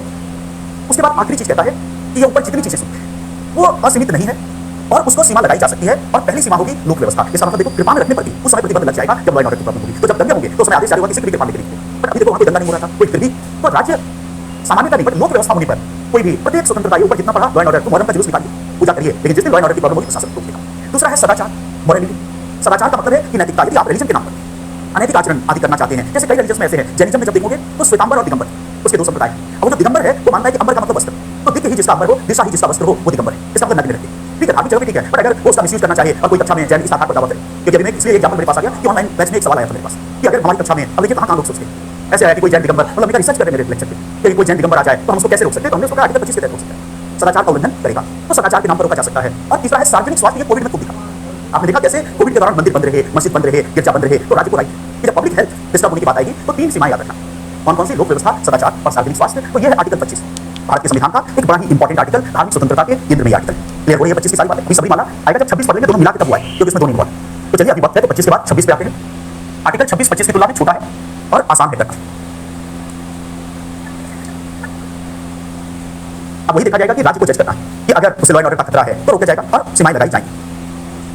अब देखो राज्य आईएएस की अपनी नियमावली है, तो उसके तहत वो वाला परमिशन नहीं है, तो वो राइट है। बट जब भी हम कोई सरकारी नौकरी करते हैं तो हमें बहुत सारे कॉन्ट्रैक्ट करने पड़ते हैं कि आपको ऑफिस 10 से 5 आना पड़ेगा। कोई कहेगा हमारी स्वतंत्रता वादी को नहीं, वो तो सही है। तो मैंने एक उदाहरण दिया कि जैसे 10 से 5 में नहीं आना चाहता तो भी आना पड़ेगा, तो वो दिगंबर नहीं रहना, मतलब दिगंबर रहना चाहता है नहीं रहना पड़ेगा, क्योंकि सेवा की शर्त है। तो आप बिल्कुल उसको किसी एक को चूज करना पड़ेगा। ये बहुत लंबे लंबे हैं, देखो इसको राइट टू वोट, ये तो डिस्कस किया हुआ है कि right to vote legal right होगा 2017 में। अब एनसीईआरटी में क्या लिखा है उसे क्या फर्क पड़ता है? एनसीईआरटी में वहां पर प्रॉब्लम है, बट नहीं एनसीईआरटी कैसे जीत गया? ये हमने कुलदीप नैयर केस का रेफरेंस भी दिया था, तो कुलदीप नैयर केस में ये बात स्थापित हुई कि लीगल राइट है, और इसको यूपीएससी भी लीगल राइट के रूप में माना करता था। बिल्कुल, अगर लीगल और कॉन्स्टिट्यूशनल में एक चुना हो तो लीगल चुनेंगे, बट अगर नहीं है लीगल तो कॉन्स्टिट्यूशन, जैसे इस बार संपत्ति का अधिकार लीगल था ही नहीं, कॉन्स्टिट्यूशनल था ही नहीं ऑप्शन में, तब लीगल को चुना पड़ा। तो ये ध्यान रखना है। जन्म से प्राप्त नागरिकता को क्या रद्द किया है, नागरिकता टॉपिक में डिस्कस करेंगे। बाकी ये जो सवाल है ये डिस्ट्रिक्ट के उस पर हमने डिस्कस कर दिया, तो सिटीजनशिप वगैरह आएगी, अभी इसको छोड़ के सिटीजनशिप में क्यों जाएं? है कि नहीं? हर चीज हमने क्या कहा कि अपने वक्त पे होगी, जितना विस्तार से होगा उतना विस्तार से। 2019 का संशोधन अधिनियम भी होगा कि साइन बाद में धरना क्यों हुआ, आपको पूरा समझ में आ जाएगा कि अगर बौद्ध में, जैन में, सिख में, किसमें जाता है तो वहां पर है राइट, लेकिन क्रिश्चियन बनता है या मुसलमान बनता है तो वहां पे नहीं है। इसलिए क्या गया कि ये सब इंडियन ओरिजिन के हैं, तो माना गया कि यहाँ पे वो एक्सप्लॉइटेशन है, बट अगर वो मुसलमान बन जाएगा फिर उसका ऐसी का दर्जा नहीं रहेगा, प्रशासनिक आदेश है क्या नहीं, फिर उसका खत्म हो जाएगा दर्जा। अगर वो मुसलमान बन गया कोई दलित तो उसका दलित का दर्जा, दलित की सुविधाएं, दलित का आरक्षण सब खत्म हो जाएगा। हाँ, सिख में जाएगा तो फिर बिल्कुल सिख में रहेगा, हमने कहा वो जो बाकी हिंदू वाले हैं 25 वाले उसमें मेंटेन रहेगा, बाकी में नहीं रहेगा। उसके पीछे वही सोच है कि वहां समानतावादी है, तो जब आप इस्लाम में चलेंगे समानतावादी को। चलिए 26 पे आते हैं, समय है थोड़ा इसको डिस्कस करें। इसको लिखो, पहले वही चीज लिखिए, लोक व्यवस्था, लोक व्यवस्था कॉमा देकर वही 3 चीजें लिखिए, लोक व्यवस्था, सदाचार, तो इस पर भी वही सीमाएं, लोक व्यवस्था, सदाचार और सार्वजनिक स्वास्थ्य। तो 25 वाला ही थी, लोक व्यवस्था, सदाचार और सार्वजनिक स्वास्थ्य के अधीन रहते हुए, मतलब इन सीमाओं का पालन करते हुए, लोक व्यवस्था, सदाचार और सार्वजनिक स्वास्थ्य के अधीन रहते हुए, सार्वजनिक स्वास्थ्य के अधीन रहते हुए प्रत्येक धार्मिक समुदाय को, प्रत्येक धार्मिक समुदाय को, और डैश देकर 4 चीजें लिखी, लोक व्यवस्था, सदाचार और सार्वजनिक स्वास्थ्य के अधीन रहते हुए प्रत्येक धार्मिक समुदाय को, पहला या जैसे भी डैश देकर लिखो, फर्स्ट धार्मिक और दान संस्थाओं की स्थापना, धार्मिक और दान संस्थाओं की स्थापना, धार्मिक और दान संस्थाओं की स्थापना, धार्मिक और दान संस्थाओं की स्थापना करने फिर दूसरा लिखो, धार्मिक मामलों का प्रबंध करने, धार्मिक मामलों का प्रबंध करने, धार्मिक मामलों का प्रबंध करने, चल अचल। तो संविधान में स्थावर और जंगम शब्द है, और वो डिफिकल्ट वर्ड है, तो ये आसान शब्द लिखना चल अचल। संविधान के वर्ड्स बड़े डिफिकल्ट है, स्थावर और जंगम। तो लिखो चल अचल, जो उसका मतलब है चल अचल संपत्ति अर्जित करने, चल अचल संपत्ति अर्जित करने। इसलिए तो मंदिरों के पास, मठों के पास इतनी प्रॉपर्टी थी। अभी आपने देखा जो आत्महत्या हुई, कौन से थे? नरेंद्र गिरी। तो उसके केंद्र में यही वाला है 26 चल अचल। बहुत ज्यादा फ्रीडम दे रखी है संविधान ने धर्म को। चल अचल संपत्ति अर्जित करने, और देखो विधि के अनुसार उसका प्रशासन करने।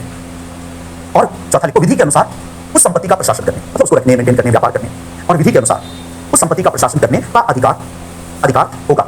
तो ये है का अधिकार होगा, विधि के अनुसार उस संपत्ति के प्रशासन करने का अधिकार होगा। तो ये आर्टिकल 26 पहले समझते हैं क्या है। सबसे पहला कि अनुच्छेद 25 और 26 विरोधी नहीं है, क्योंकि दोनों धार्मिक स्वतंत्रता है, लेकिन दोनों में अंतर है। अनुच्छेद 25 एक व्यक्ति के रूप में धार्मिक स्वतंत्रता देता है, या पुरुष वाक्य प्रत्येक व्यक्ति को। तो ये मेरा राइट है, तुम्हारा राइट है, उसका राइट है, उसका राइट है। एक व्यक्ति के रूप में हिंदू का राइट है, एक व्यक्ति के रूप में मुसलमान का राइट है नमाज पढ़ने का, एक व्यक्ति के रूप में हिंदू का राइट है रुद्राभिषेक करने का, पूजा करने का। जबकि अनुच्छेद 26 हमारे सामूहिक अधिकार है धर्म के संदर्भ में। तो अनुच्छेद 26 धार्मिक समुदाय का अधिकार, इसका मतलब इसमें है प्रत्येक धार्मिक समुदाय। तो वहां पर इंडिविजुअल राम का या रहीम का या जॉन का राइट इंडिविजुअल लेते हैं, और यहाँ पर हिंदू समुदाय का हमारा सामूहिक राइट है, इस्लाम मुसलमान समुदाय का सामूहिक है। तो प्रत्येक धार्मिक समुदाय, हिंदू मुस्लिम सिख ईसाई जो भी हो, और ये शर्तें उन पर भी लागू। इसका मतलब इसके तहत रहते हुए तरीके, इसके आधार पर रोका जा सकता है। तो इन 3 शर्तों को मानते हुए प्रत्येक धार्मिक समुदाय को 4 अधिकार। पहला कि वह धार्मिक और दान संस्था की स्थापना कर सकता है, इसका मतलब अपना मंदिर बना सकता है, ये फंडामेंटल राइट है। अपना मस्जिद बना सकता है, ये फंडामेंटल राइट। ऑफ कोर्स सड़क पे नहीं बना सकता, वो राइट नहीं, पर किसी को राइट का मतलब लीगल होना चाहिए। तो मान लो कि किसी के पास पैसा है और किसी हिंदू की इच्छा है कि वो अपनी 5 करोड़ संपत्ति दान दे दे, यहाँ मंदिर बने थे, भव्य जमीन खरीद सकता है, बना सकता है, उसको कोई प्रॉब्लम नहीं, ये फंडामेंटल राइट है। मस्जिद गिरजा सब बनाएगा, और दान संस्थाएं भी जो उसके साथ हॉस्पिटल चैरिटेबल, वो बनाना फंडामेंटल राइट है। दूसरा अपने धार्मिक मामलों के प्रबंध, यहाँ पर ये धार्मिक शब्द बहुत इंपॉर्टेंट है। इसका मतलब गैर धार्मिक मामलों के प्रबंध का अधिकार समुदाय को नहीं है। तो टैक्स कैसे लेगा, ये समुदाय तय नहीं करेगा। जो लौकिक मामले हैं वो समुदाय तय नहीं करेगा, लेकिन धार्मिक मामलों के प्रबंध का अधिकार। इसका मतलब कि नमाज कैसे पढ़ी जाएगी, उसमें राज्य का हस्तक्षेप नहीं हो सकता। रुद्राभिषेक की प्रक्रिया कैसे होगी, उसमें राज्य का हस्तक्षेप नहीं हो सकता। अभी देखो एक मूवी आई थी पीके, पर उसकी संवैधानिकता के नजरिए से देखी। जब संविधान विशेषज्ञ मूवी भी देखेगा तो उसमें उसको कॉन्स्टिट्यूशन देखेगा कि पीके मूवी में सारे रिलीजन की एक तरह से उसके रूढ़िवाद को क्रिटिसाइज किया, हिंदू को भी किया, हिंदू को थोड़ा ज्यादा कर दिया। इसको लेकर वो बात सही है कि दृष्टिकोण बराबर होना चाहिए, इस लिहाज से मूवी को अच्छी मान चाहिए। क्यों मूवी इसलिए अच्छी थी कि सभी धर्मों के कर्मकांडों को उसको ये करता है। तो हिंदुओं के लिए कई उसमें आते हैं, फिर देखता है कि एक ही चीज शराब लेके गिरजे में जाओ तो बहुत बढ़िया है, आदत खुश हो रहा है, ईसा को पिलाएगा थोड़ा दूध भी पिलेगा बाद में, तो दूध लेगा प्रसाद है, प्रसाद हो गया उसके बाद तो कुछ भी चलेगा। और वहीं पर दिखाता है कि मस्जिद में लेके चले जाओ तो मारने के लिए पड़ेगा मौलवी, और बगल में शेर चल रहा होता है मूवी में, देखो कितना बढ़िया गाली का एक शेर। तो जो उसको सुनेंगे कि अगर उस मूवी को देखना तो वहाँ पे एक शेर धीरे धीरे स्लो आवाज में, मतलब बढ़िया निर्देशक ने वहाँ बैठाया कि मौलवी इसको दोहरा रहा है और एक शेर चल रहा है कि गालिब नमाज पीने थे मस्जिद में बैठकर, या वो जगह बता दे जहाँ पर खुदा थे। बात सही है कि गालिब भी शराब पीते थे, मुसलमान थे, इस्लाम में शराब पीना, मस्जिद में शराब पीना मना है। तो गालिब ने कहा कि भाई ये बताओ कि या तो हमको मस्जिद में शराब पीने दो, और या फिर तुम कहते हो कि मस्जिद में खुदा है तो हमको ऐसी जगह बता दो जहाँ खुदा नहीं है। तो खुदा तो हर जगह है, तो मस्जिद में मना है, बाहर मना नहीं है, ये क्या है? तो ऐसा ये चल रहा है। तो अब पीके चल रहा है, इसी तरह देखता है कि नहीं वो दूध से जो शिव जी को नहलाया जा रहा है, तो वही दिखा रहा है कि नहीं बच्चे भूखे हैं। तो अपनी जगह वो ठीक है, अपनी जगह में कर, लेकिन आप संवैधानिक तौर पर, कॉन्स्टिट्यूशन की बात कर रहा हूं, संवैधानिक तौर पर बात नहीं कर सकते कि बच्चे भूखे हैं। फिर भी कोई व्यक्ति रुद्राभिषेक में क्यों दूध बर्बाद कर? प्रतिदिन इस देश में मंदिरों में 1000 लीटर दूध रुद्राभिषेक में लगाया जाता है। आप जाओगे इधर, बहुत ज्यादा दूर जाने की बात नहीं है। गोवर्धन, मथुरा के पास गोवर्धन है, 22 किलोमीटर का परिक्रमा पथ है, बहुत बढ़िया है। तो परिक्रमा करने से आदमी थोड़ा फ्रेश हो जाता है। कोविड में नहीं गया मैं, टाइम पैदल बहुत बढ़िया है। तो उसमें बीच में गोवर्धन महाराज की प्रतिमा है, वहां पे कभी कभी आप जाएंगे तो बाल्टी बाल्टी भर भर के दूध डाल, पूजा की रीति है। अब कोई कहेगा कि अरे ये तो बच्चा बगल में है उसको दे देते, तो उसको जाता है नहीं, रिलीजन आस्था का विषय, चोरी करके दूध लाएगा तो रोकेगा, बच्चे आपने पैसे से खरीदा जो भी है। तो धार्मिक मामलों में ये समय तो हम समझा सकते हैं, समझाना हमारा राइट है कि भाई वो दूध बर्बाद मत करो, भाई शराब को ऐसे मतलब जो भी एक्सवाइजेड हम समझा सकते हैं, बट हम बात नहीं कर सकते। कोई कहेगा कि नहीं आप अपनी समझ अपने पास रखो, कॉन्स्टिट्यूशन में फंडामेंटल राइट बिल्कुल। इसका मतलब कि रुद्राभिषेक कैसे होगा धार्मिक समुदाय तय करेगा। अगर वो अनसाइंटिफिक है, कहेगा कि दूध देने से कैसे शिव जी प्रसन्न होंगे, भाई आस्था का विषय, पूरा का पूरा रिलीजन ही आस्था का विषय। और अगर रिलीजन को तर्क के लिहाज पर कसा जाए तो कोई भी रिलीजन नहीं टिक पाएगा, लेकिन मानिए कोई भी रिलीजन नहीं टिक पाएगा यदि हम विशुद्ध तर्क के आधार पर मूल्यांकन करना शुरू करें। इसीलिए क्योंकि बहुत फिलोसफी में हमने इसको पढ़ा है, मेरा ऑप्शनल फिलोसफी भी हमारे टाइम पे 2 ऑप्शनल होते थे, तो पॉलिटिकल साइंस के साथ वो रखता था कि हमारा सोच थोड़ा शुरू से उधर रहा। तो उसको जब पढ़ोगे तो ईश्वर के अस्तित्व के बारे में शुरू से ही, अरस्तु के युग से, शंकराचार्य के युग से ही प्रमाण देने का लोगों ने प्रयास किया, ईश्वर को सिद्ध करने का। ईश्वर है, एक से एक प्रमाण। पहली बार जब पढ़ोगे तो लगेगा कि एकदम सिद्ध हो गया, आकार के तौर पर ईश्वर है, पर उसका खंडन करने वाले एक से लास्ट में आकर वो टायर को पंचर कर देते हैं, उसकी कमी दिखा देते हैं, सिद्ध हो जाता है कि नहीं इससे ईश्वर का अस्तित्व सिद्ध नहीं होता। आज तक ऐसा कोई तर्क नहीं बना तो निर्णायक तौर पर ईश्वर के अस्तित्व को सिद्ध कर सके। एक साइंटिस्ट थे स्टीफन हॉकिंग, का नाम आपने सुना होगा, जो काफी वो व्हीलचेयर पे रहते थे। तो स्टीफन हॉकिंग ने बहुत पहले कहा था कि 20 साल का समय मुझे दो, मैं 20 साल में सिद्ध कर दूंगा कि ईश्वर है या नहीं। निर्णायक तौर पर 20 साल गुजर गया, हॉकिंग साहब भी गुजर गए, लेकिन अभी भी ये सिद्ध नहीं हो पाया निर्णायक तौर पर ईश्वर है या नहीं है। दोनों के अपने हैं। तो इसलिए मैं कह रहा हूं कि अगर तर्क के आधार पर चलेगा तो कोई रिलीजन नहीं टिक पाएगा, ये सच्चाई। बट आस्था पे चला तो पहली बात धार्मिक और दान संस्थाएं बनाएगा, दूसरा धार्मिक मामले का प्रबंध करेगा। ये चीज ध्यान रखना, क्योंकि आगे जब सबरीमाला जैसे मुद्दों को पढ़ेंगे तो वहां ये चीज आएगा कि धार्मिक मामले के प्रबंध का अधिकार, ये सब याद रखना। धार्मिक रिलीजियस सारे मामले नहीं, इसका मतलब कि महिलाएं नहीं आएंगी, पुरुष आएंगे तो धार्मिक मामला केवल करो, बाकी मामला वो नहीं कर सकते क्योंकि वर्ड धार्मिक है। धार्मिक मामले का प्रबंध। तीसरा चल अचल संपत्ति। अचल संपत्ति का मतलब कि जमीन जायदाद वो सब हो गया, और चल संपत्ति का मतलब लिक्विड जैसे कैश हो गया, सोना हो गया। तो अब देखो ये भी धार्मिक संस्था का फंडामेंटल राइट है। तो नरेंद्र गिरी क्यों ना आत्महत्या करे, आनंद गिरी क्यों ना विवाद हो, तो मठों में ये कोई नया विवाद इतनी अकूत संपत्ति है मठों के पास। फिर यहाँ पर वही बात जो मैं बार बार कहता हूँ कि भारत के संविधान में धार्मिक स्वतंत्रता बहुत ज्यादा है। 25 में भी 26 में भी कोई सरकार आए उसको रेगुलेट करे और इसका एक बड़ा हिस्सा ले सभी से ले ले, मस्जिद से, मंदिर से, गिरजा से, पर चलो अकूत संपत्ति इनके पास, चल अचल संपत्ति रखना फंडामेंटल राइट। और उसके बाद है कि विधि के अनुसार, यहाँ विधि शब्द इंपॉर्टेंट है, लॉफुल, तो विधि के अनुसार उसका प्रशासन भी करेगा, मतलब उसमें खेती भी करवाएगा, उससे व्यापार भी करेगा, पर विधि के अनुसार यदि सरकार टैक्स लगाती है तो फिर टैक्स भी उसको देगा, तो अकॉर्डिंग टू लॉ उसका प्रशासन करेगा। तो इस तरह से ये तो होलिस्टिक है, पर इसमें जो कीवर्ड है वो ये कि प्रत्येक समुदाय को धार्मिक मामलों के प्रबंध का अधिकार है, लेकिन असीमित नहीं है। तो ये हमने देखा अनुच्छेद 25 और उसके बाद 26। अब किस को जब मिलाते तो करंट का एक बहुत ही बड़ा मुद्दा आता है जो है सबरीमाला का मुद्दा। तो थोड़ा उसको समझते हैं। एक हेडिंग दो, धार्मिक स्वतंत्रता का अधिकार और सबरीमाला का मुद्दा। नहीं है विधि के अनुसार सब, तो ऐसा कोई लॉ नहीं है जो भारत में कोई इजाजत देता है। अब ले लेती है तो मस्जिद तुड़वाया भी जाता है, मजार टूटती भी है, कहीं पर मंदिर टूटता भी है, बट वही है कि व्यवहार में दिक्कत हो जाएगी, लॉ फुली नहीं कर सकता।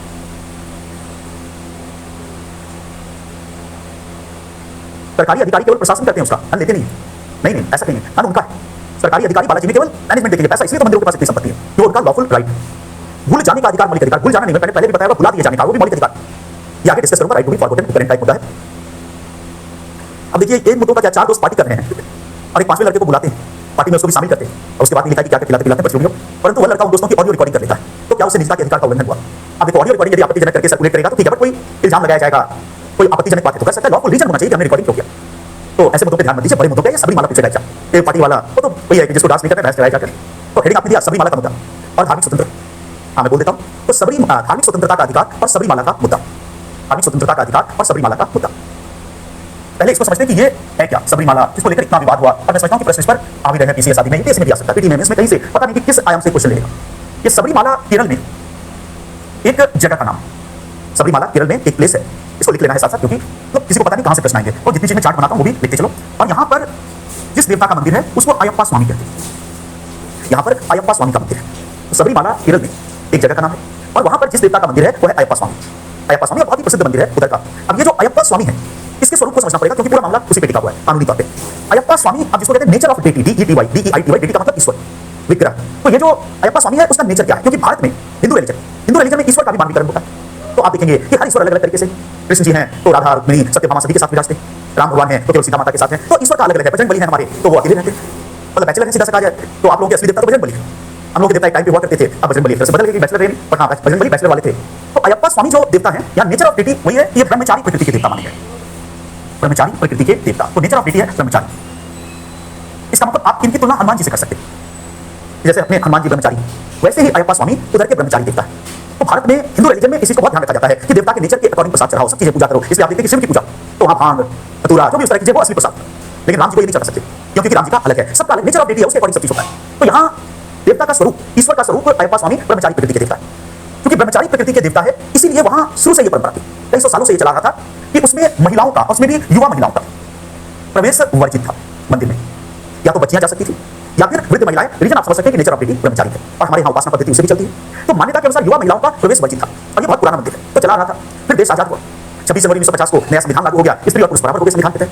धीरे धीरे स्त्रियों में आंदोलन चलने लगे कि भैया भेदभावकारी, तो जब भेदभावकारी आदि के मूवमेंट चलने लगे तो 1965 में, एक फैक्ट लिखो, 1965 में केरल विधानमंडल ने, क्योंकि मामला केरल का है, केरल विधानमंडल ने एक कानून पारित किया।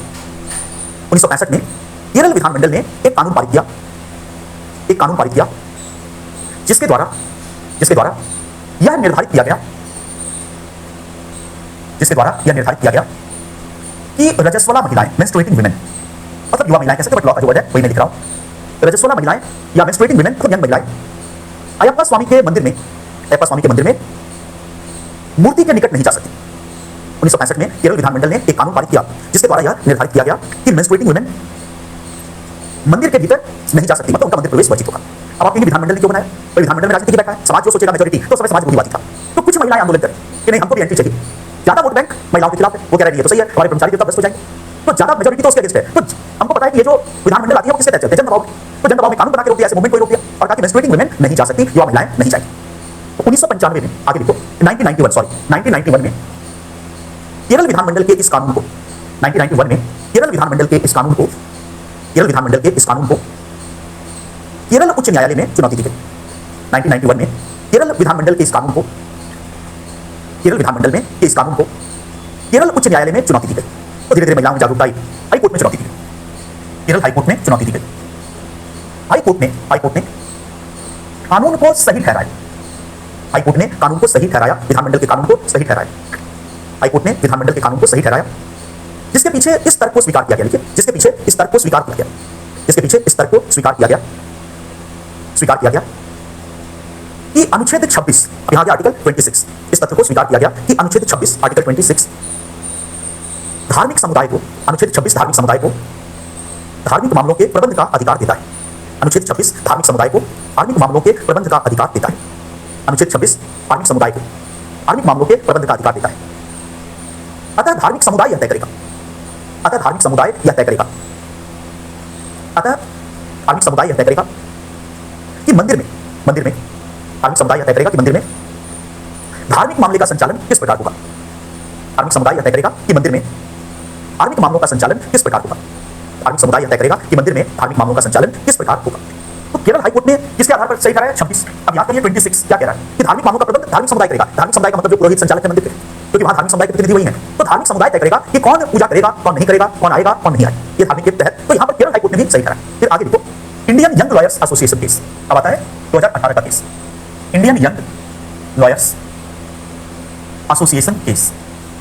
Indian young lawyers association case, Indian young lawyers association case में सर्वोच्च न्यायालय ने, Indian young lawyers association case में सर्वोच्च न्यायालय ने केरल विधानमंडल के इस कानून को रद्द कर दिया। तो ये केस पीटी के लिए याद रखना। Indian young lawyers association case में सर्वोच्च न्यायालय ने केरल विधानमंडल के इस कानून को रद्द कर दिया, केरल विधानमंडल के इस कानून को रद्द कर दिया और यह निर्धारित किया कि सभी महिलाएं, और यह निर्धारित किया कि सभी महिलाएं सबरीमाला मंदिर में प्रवेश कर सकती हैं, कोई एज का बैरियर नहीं है। और यह निर्धारित किया कि सभी महिलाएं सबरीमाला मंदिर में प्रवेश कर सकती हैं, सभी महिलाएं सबरीमाला मंदिर में प्रवेश कर सकती हैं। तो अब देखो कि जो हाईकोर्ट का निर्णय पुराना था, उसको सुप्रीम कोर्ट, ये जो संस्था है इंडियन यंग लॉयर्स एसोसिएशन, ये एक्चुअली केरल के वकीलों की संस्था है। तो इस संस्था में यंग लॉयर्स शामिल है और उसमें जो महिला यंग लॉयर्स थी, उन्होंने संस्था को बाध्य किया कि हमें इसको फिर से उठाना चाहिए। सुप्रीम कोर्ट में उठाया गया और सुप्रीम कोर्ट ने केरल के कानून को रद्द कर दिया। बट सवाल तो उठेगा कि हाईकोर्ट के पास भी एक तर्क तो था, आर्टिकल 26। अगर सुप्रीम कोर्ट रद्द कर रहा है तो इसके पास बड़े-बड़े तर्क होने चाहिए। इसको दिखाना पड़ेगा कि कैसे वो कानून फंडामेंटल राइट का विरोधी है। तो जब तक विरोधी नहीं पता आप कैसे रद्द करेंगे। और वो मामला थोड़ा सा लंबा है, उसमें कई तरीके के आर्गुमेंट या तर्क आएंगे और इतना इंपॉर्टेंट इशू है कि मैं चाहता हूं उसको हम लोग एकदम फ्रेश माइंड से करें अभी 5-10 मिनट में। फिर आपको भी बाद में हड़बड़ी होगी और मैं पीछे देखता हूं कि क्रांति की तैयारियां भी हो रही हैं, तो मोबाइल भी बजेगा। तो उससे बढ़िया कल शनिवार है, रविवार, शनिवार तो कल हम लोग मिलेंगे, कल क्लास होगी, कल मिलते हैं।